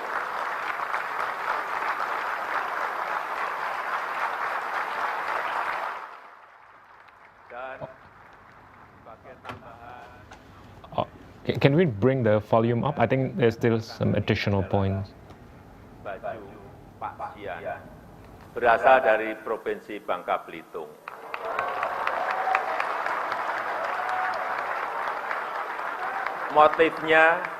Motifnya bernama pucuk rebung yang melambangkan kerukunan, dan warna hijau yang kita pilih karena mengandung filosofi kesejukan, harapan, dan pertumbuhan.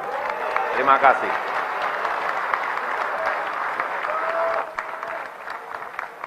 That's a little over 45 minutes of sort of a list of anything that has been achieved by President Jokowi, especially in the past 1 year. And I think there's a lot of interesting points made by the presidents. And I want to go back to our panelists to sort of ask them about the sort of general impression from the speech. And I want to begin from Pak Yusuf. I think it's very interesting to see, although there's a little of elaboration down in the speech, but I think early on he mentioned about the trip, and also now the Indonesia is being respected worldwide. So what is the key takeaway from the speech, your impression on that? Well, different than last year, for instance. Last year it was only on COVID. But this year, you can see that he is well aware that in preparation for G20 particularly, he needs a lot more of activities to be done, and especially in the international arena. And he rightly so, because he knows, and I think you have to respect him to accept that the international situation has become worse. And that's why he has to pay much more attention. Not only because he is heading the G20 as a very important instrument, but also because he is aware that all these conflicting tendencies in the world is going to limit our movements and our actually achievements that we have so far reached. And that's why I think it is a good sign that he is aware of this now, and I hope that he will do something about it. He mentioned, for instance, about ASEAN next year, which we are going to chair.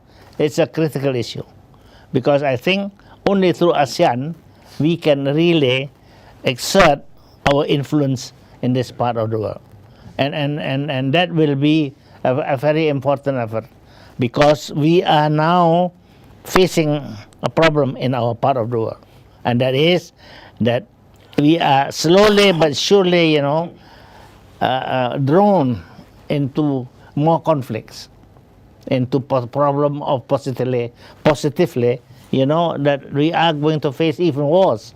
Like if the state of Taiwan, for instance, is not going to be, if we are all not going to watch out, it could be a source of a conflict in the midst of actually our economy.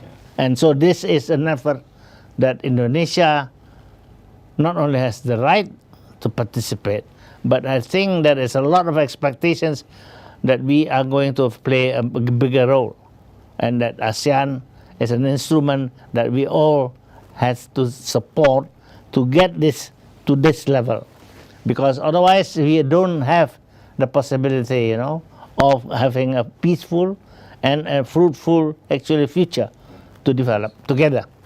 So it is a very important effort on his side, and I agree that we have to support it, because that is an important actually effort that nobody can deny, as well as we need badly for the future. And how do you assess sort of the overall tone of the speech? Because he sort of mentioned about some of the achievement. Okay, there are problems outside, but how do you assess the overall tone of the speech? I think it's definitely very positive of the results that we have achieved so far. But he is also fully aware of the challenges that we are going to face in the future. Like Jose has explained, we are, and he mentioned that, right, one by one even, that these are all the new problems that we have to face, and so therefore we must not give up so easily, and instead increase our efforts to be able to achieve this. And Pak Jose, how do you assess the speech? And also, I think we didn't get answer about the sort of the decision on the subsidy, and if anything, he mentioned about, okay, we will pay 502 trillion for this year. So at least this is something that is going to be maintained this year. So how do you assess sort of the speech? Unfortunately, we don't really have information on the policy directions, especially on the budget. But perhaps it would be explained later on in the next speech related to the budget.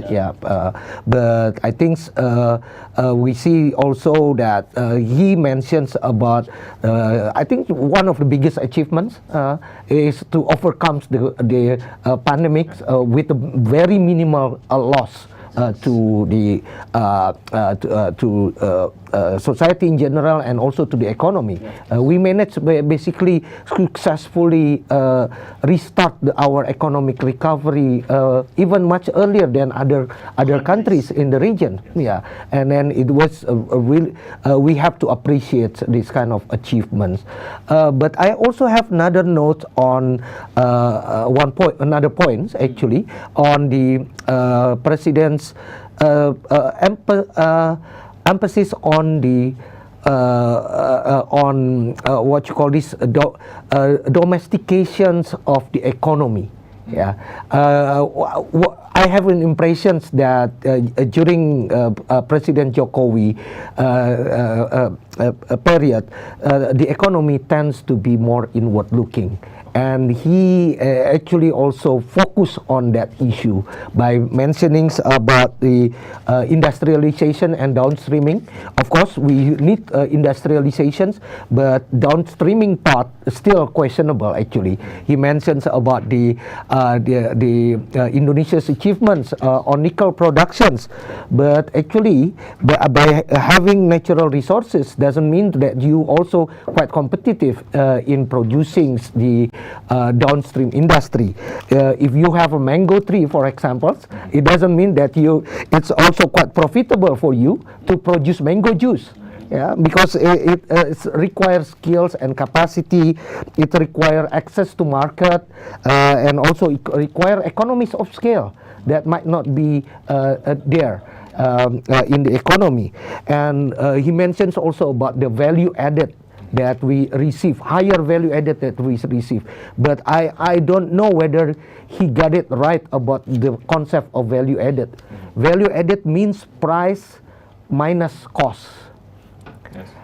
But he only mentions about the prices, the selling price, the export value that we receive. We don't know whether the cost is higher or not in producing that. And perhaps it also the value added that we receive is lower than if we just sell the raw material. Yeah, like for example, last year or 2 years ago, we have good discussions about on the cost that produce the mining what you call this, the smelter producers paid to on the raw materials, actually much lower than the price that if we export it directly. So basically, Indonesia basically subsidize the productions, while the producers, the smelter producers that mostly comes not really Indonesian producers, receive more profit because of this subsidy. They pay lower prices, especially during the current conditions when nickel prices also world nickel prices are quite high. So we need to make the concept of value added quite right in order to look at whether we are we get a better benefit from this downstreaming or not.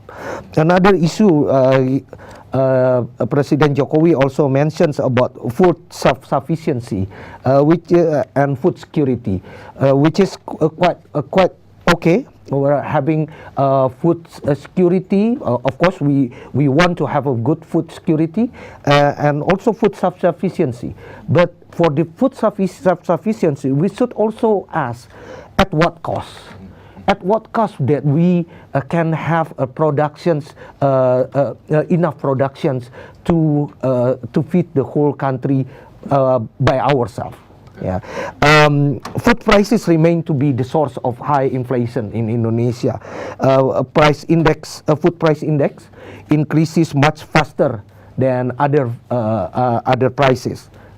I also can give you another data from the World Bank. 70% of Indonesian population actually do not have access to healthy diet. Yes. It's very high. compared to Vietnam, for example, that only 30% do not have access to healthy diet. It means only 30% of Indonesians have a good and healthy diet. Why? Because the food price is very high. Food price is very high. It is the most expensive among ASEAN countries. So these kind of things, at what cost that we reach that kind of achievements? Perhaps we should also look at the cost part of these achievements, and whether we still can bear, we still can afford that kind of cost, especially during unfavorable times or more challenging times next year. Yeah, I want to go back to some of the figures mentioned in the speech, but I want to continue with Pak Philips first, especially for sort of the overall assessment to the speech. I think some of it were really interesting about the call to respect pluralism, and also the sort of call to respect the electoral process, although he sort of fell short of, okay, I'm throwing all my weight behind the election process. Please, Pak Philips. Thank you, Pak Taufik. I think in general, we are seeing a confident president because I think this kind of speech, of course, serves three things, I think, three goals. Number one, a list of achievements, right? Number two, I think this kind of speech serves to mobilize optimism. But the third, I think, function, to hint for what needs to be done. And then this is the third part is, I think, is very interesting. Number one, as you mentioned, why it is interesting. You are right. I think I agree with you that the president throughout the speech showed his commitment. And asked for the society, for the population to support the electoral process and commitment to democracy. But what caught me the most is, he mentioned elements, and I think it is very welcoming, elements of democracy and that we need to continue to support. Number one is the protection of the society. He mentioned the achievement about the law on the sexual violence crime, and I think that's huge for the president and for the society. Also, I think he mentioned about the process of having a bill on Truth and Reconciliation Commission, and I think this is also very important because there are black spots in our histories when it comes to gross violations of human rights. And then he confidently also told us during the speech that he already signed the presidential decree to set up the formation of non-judicial settlement team for the past gross human rights violations. And I think friends who are working in NGOs or human rights activists would ask, would observe and would continue to see what the president will do with this presidential decree, because the so-called non-judicial settlement with regard to the human rights violation, I think it's a kind of a very complicated.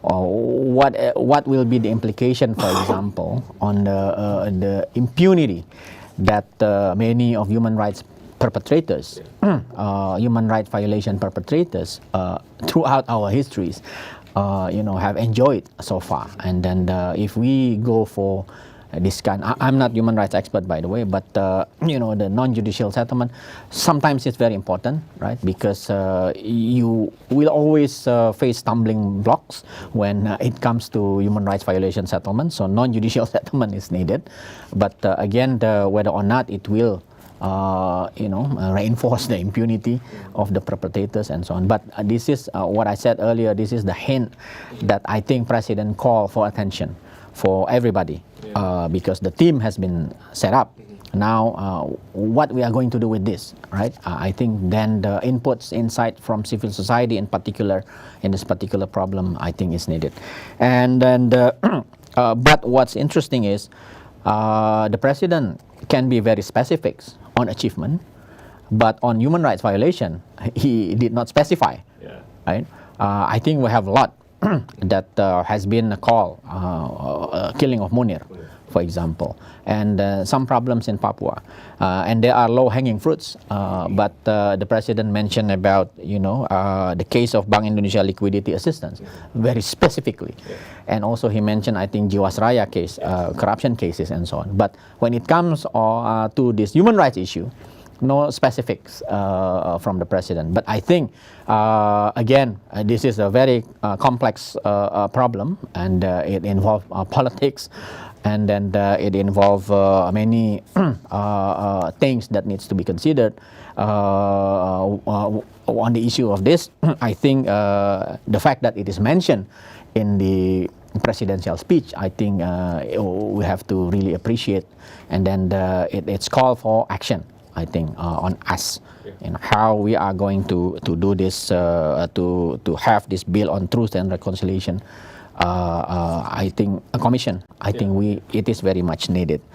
Sorry to cut you off, but is this something that the human rights activists or victims of violation of human rights?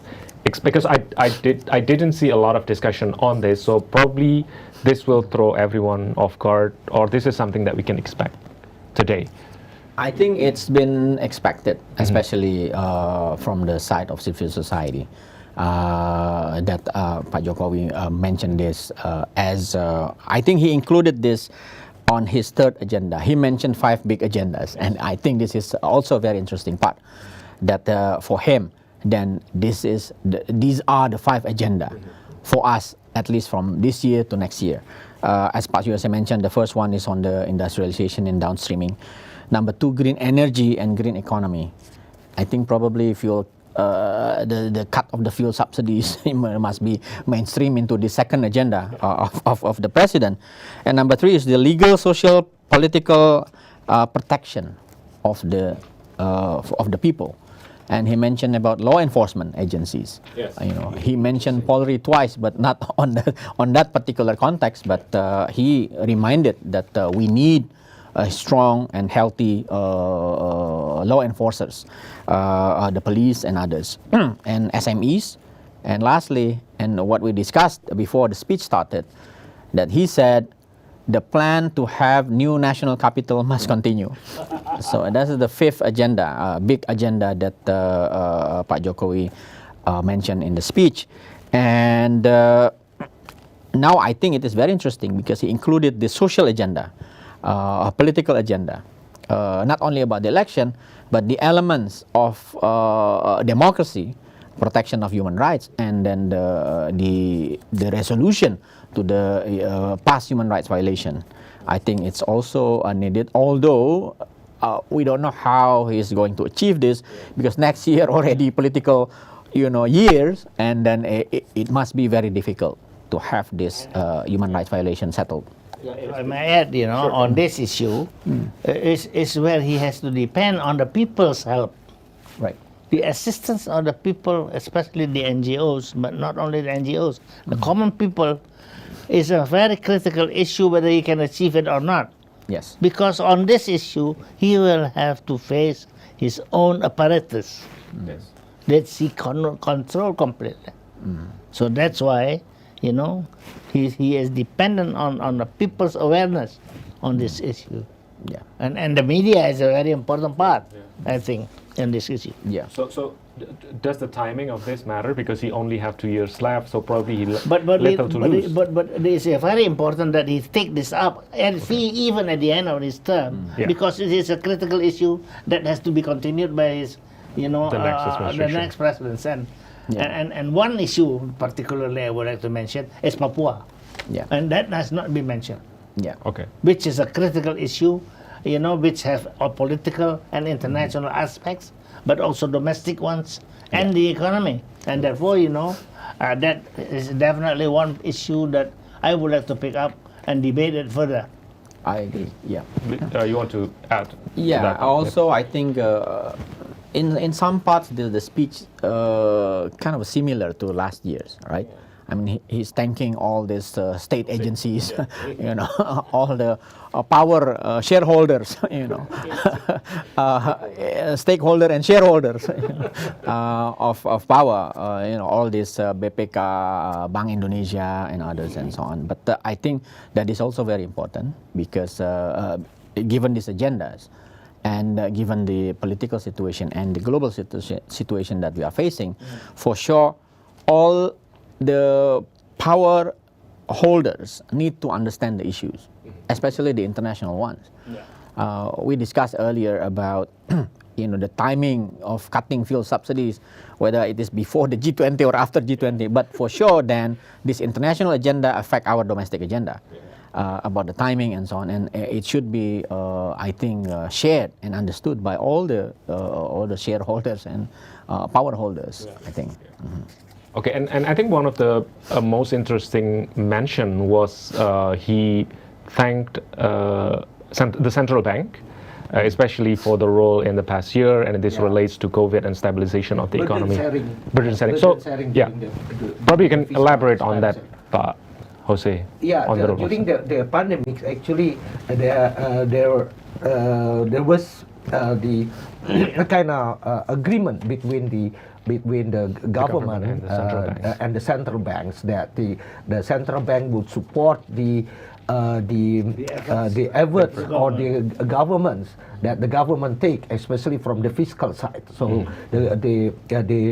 basically the central banks accommodate most of the obligations and what you call this, the source of funds that the government needed, and then even now the central bank still quite accommodative to the government's effort. As you see that the interest rate remain to be quite low, relatively low compared to other countries, and there is no significant action from the central banks to have tighter monetary policy at the moment. It's basically still supporting the government in providing support to the economy, especially in terms of fiscal. And if there's one thing that we can learn from political economy class, is that I think the central banks should be independent and free from government intervention. Right. So do you think this is sort of compromise that? Not really. Well, fortunately, Indonesian economy is still going well at the moment, especially because the government, although has this kind of privilege toward the sorts of fundings and then make a lot of deficits, they also manage to increase the fiscal revenue at the moment, and even from last year actually. So that really helped a lot. And he has to thank that because actually, at the beginning the central bank was not very eager. Cooperative, And now because of that, goodwill of so-called of the central bank, he has been able to support all his efforts. Right. Even until now. Yeah, probably, and I want to go back on the downstreaming part that you have talked about earlier, and I don't mean this to be sort of a fact check of the speech, but I think it's very interesting that you mentioned about that probably the value from downstreaming is not really the sort of actual value, but I think he mentioned about in 2016 you have 16 trillion. And the increase of value is 18 times to 300 trillion. So probably you can explain some of these figures. Yeah, in order to get this export, you have to stop the export of raw materials. Okay. So there is also another part that he doesn't really highlight here. Trade-off, you say. Yeah. There is a trade-off between them, and then how much is the producers or the smelter producer paid for the raw material?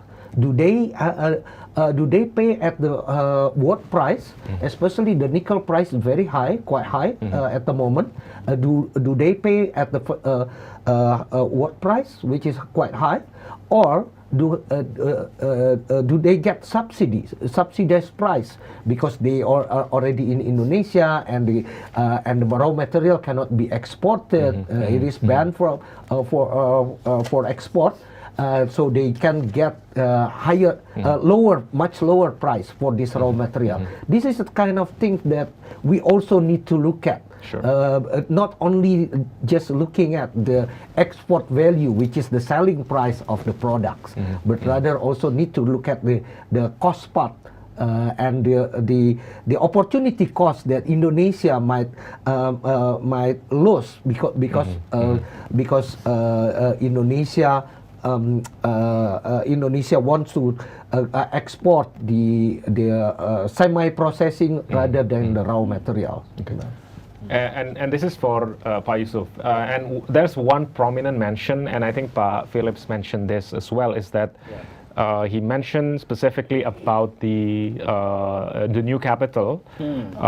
He insists that this will be something that needs to be done. The project needs to be carried out. And although, and this is the figure from the finance ministry, that the budget for the new capital this year is around 6 trillion.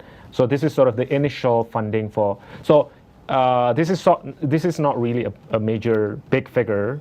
But do you think this is something that, under the current circumstances, needs to be pursued?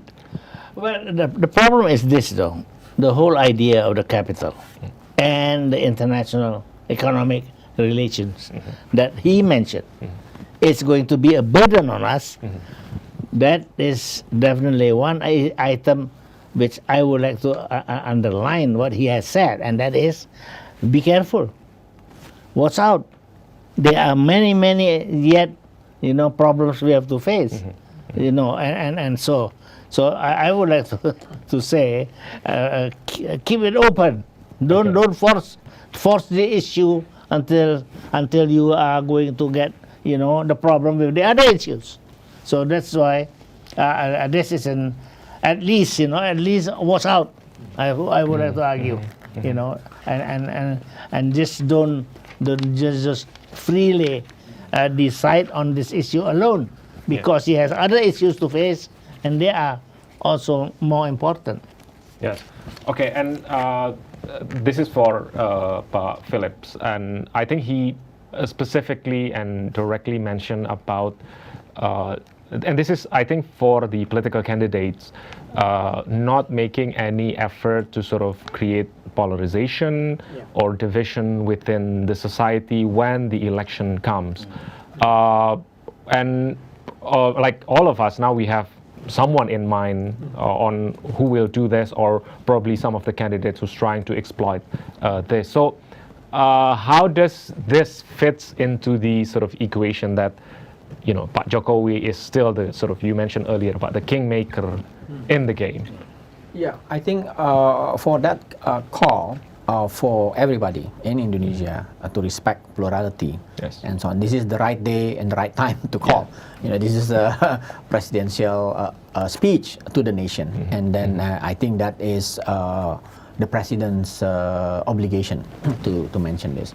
But it takes two to tango. Right. Yes. I mean, when it comes to the issue of pluralism, I think on the side of the government also needs to show commitment, and then to act indiscriminately, on various issues, probably social justice and so on. That in many cases, this kind of the increase of political identities and issue is not really the major factor behind, but sometimes it's the economy, the fields of injustices and so on that needs to be tackled as well. So it takes two to tango. Whether or not the people would trust the government, would feel that the need, the economic needs and so on, the feeling of justice, social justice, human rights violation might be, and so on and so on, that would trigger this kind of identity politics to come to the fore.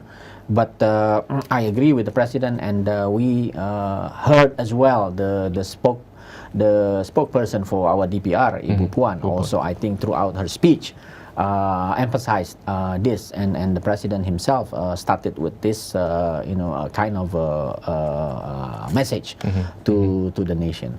Now, on the second part of the equation, I think of your question, being kingmaker and so on, I don't see any hint in the speech that he's doing that. Yeah. But I think he's mentioning the fundament, the principles. True. You know, like I mentioned earlier, human rights, protection of marginalized people. Yeah. And that is very important, and also protection of democratic rights of the Yes. people. Ibu Puan also mentioned that, and I think that is kind of for now we have the guarantee from the highest level of political structure, the president and the DPR, with that kind of commitment. I think. Okay, I think we come at the conclusion of our live event coverage this morning, but I want to ask each panelist probably their final thought, any last word that we can that you can share from the speech. I want to begin with Pak Yusuf. What is your last comment on this? Well, number one, definitely that he has put now at the beginning, the foreign policy is so important. I think it's welcome, because I thought he has always done that, but of course he didn't want to recognize it at the beginning. Yeah. That was actually, when he was refused, he was not very enthusiastic to get involved. Yes. But now that he knows it is a must, Yes. because otherwise he cannot even get everything that he wanted domestically.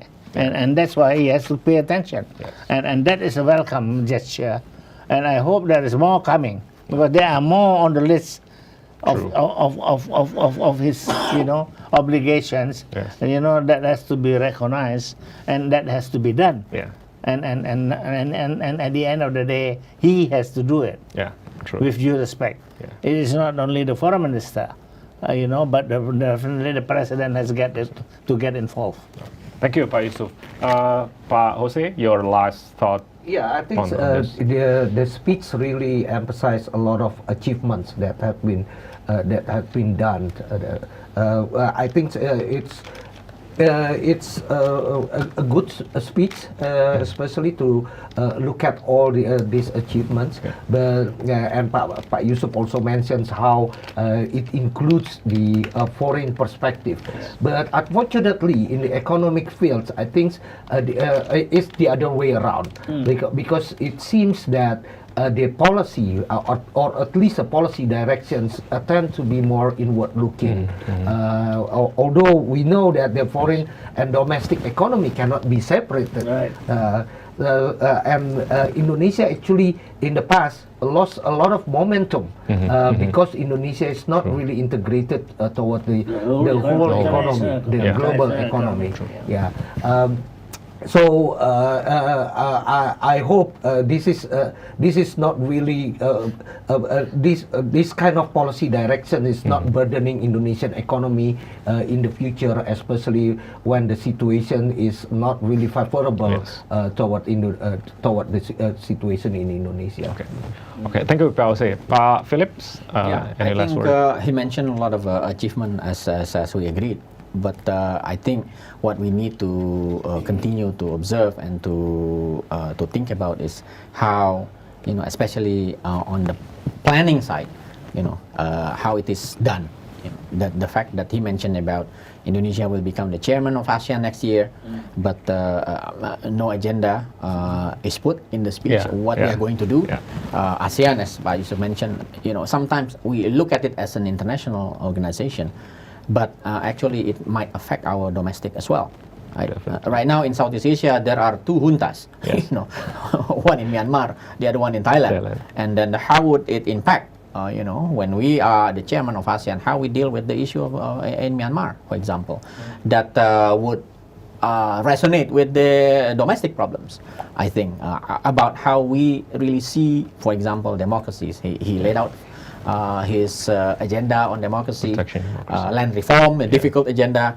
and then I would really want to see how it is going to play it out, and about the reference he made to this solution to the past violation of gross human rights violation. And I think that is a huge agenda that if he is successful in pursuing this agenda, it will be helpful and very healthy for our democracy And his moving forward.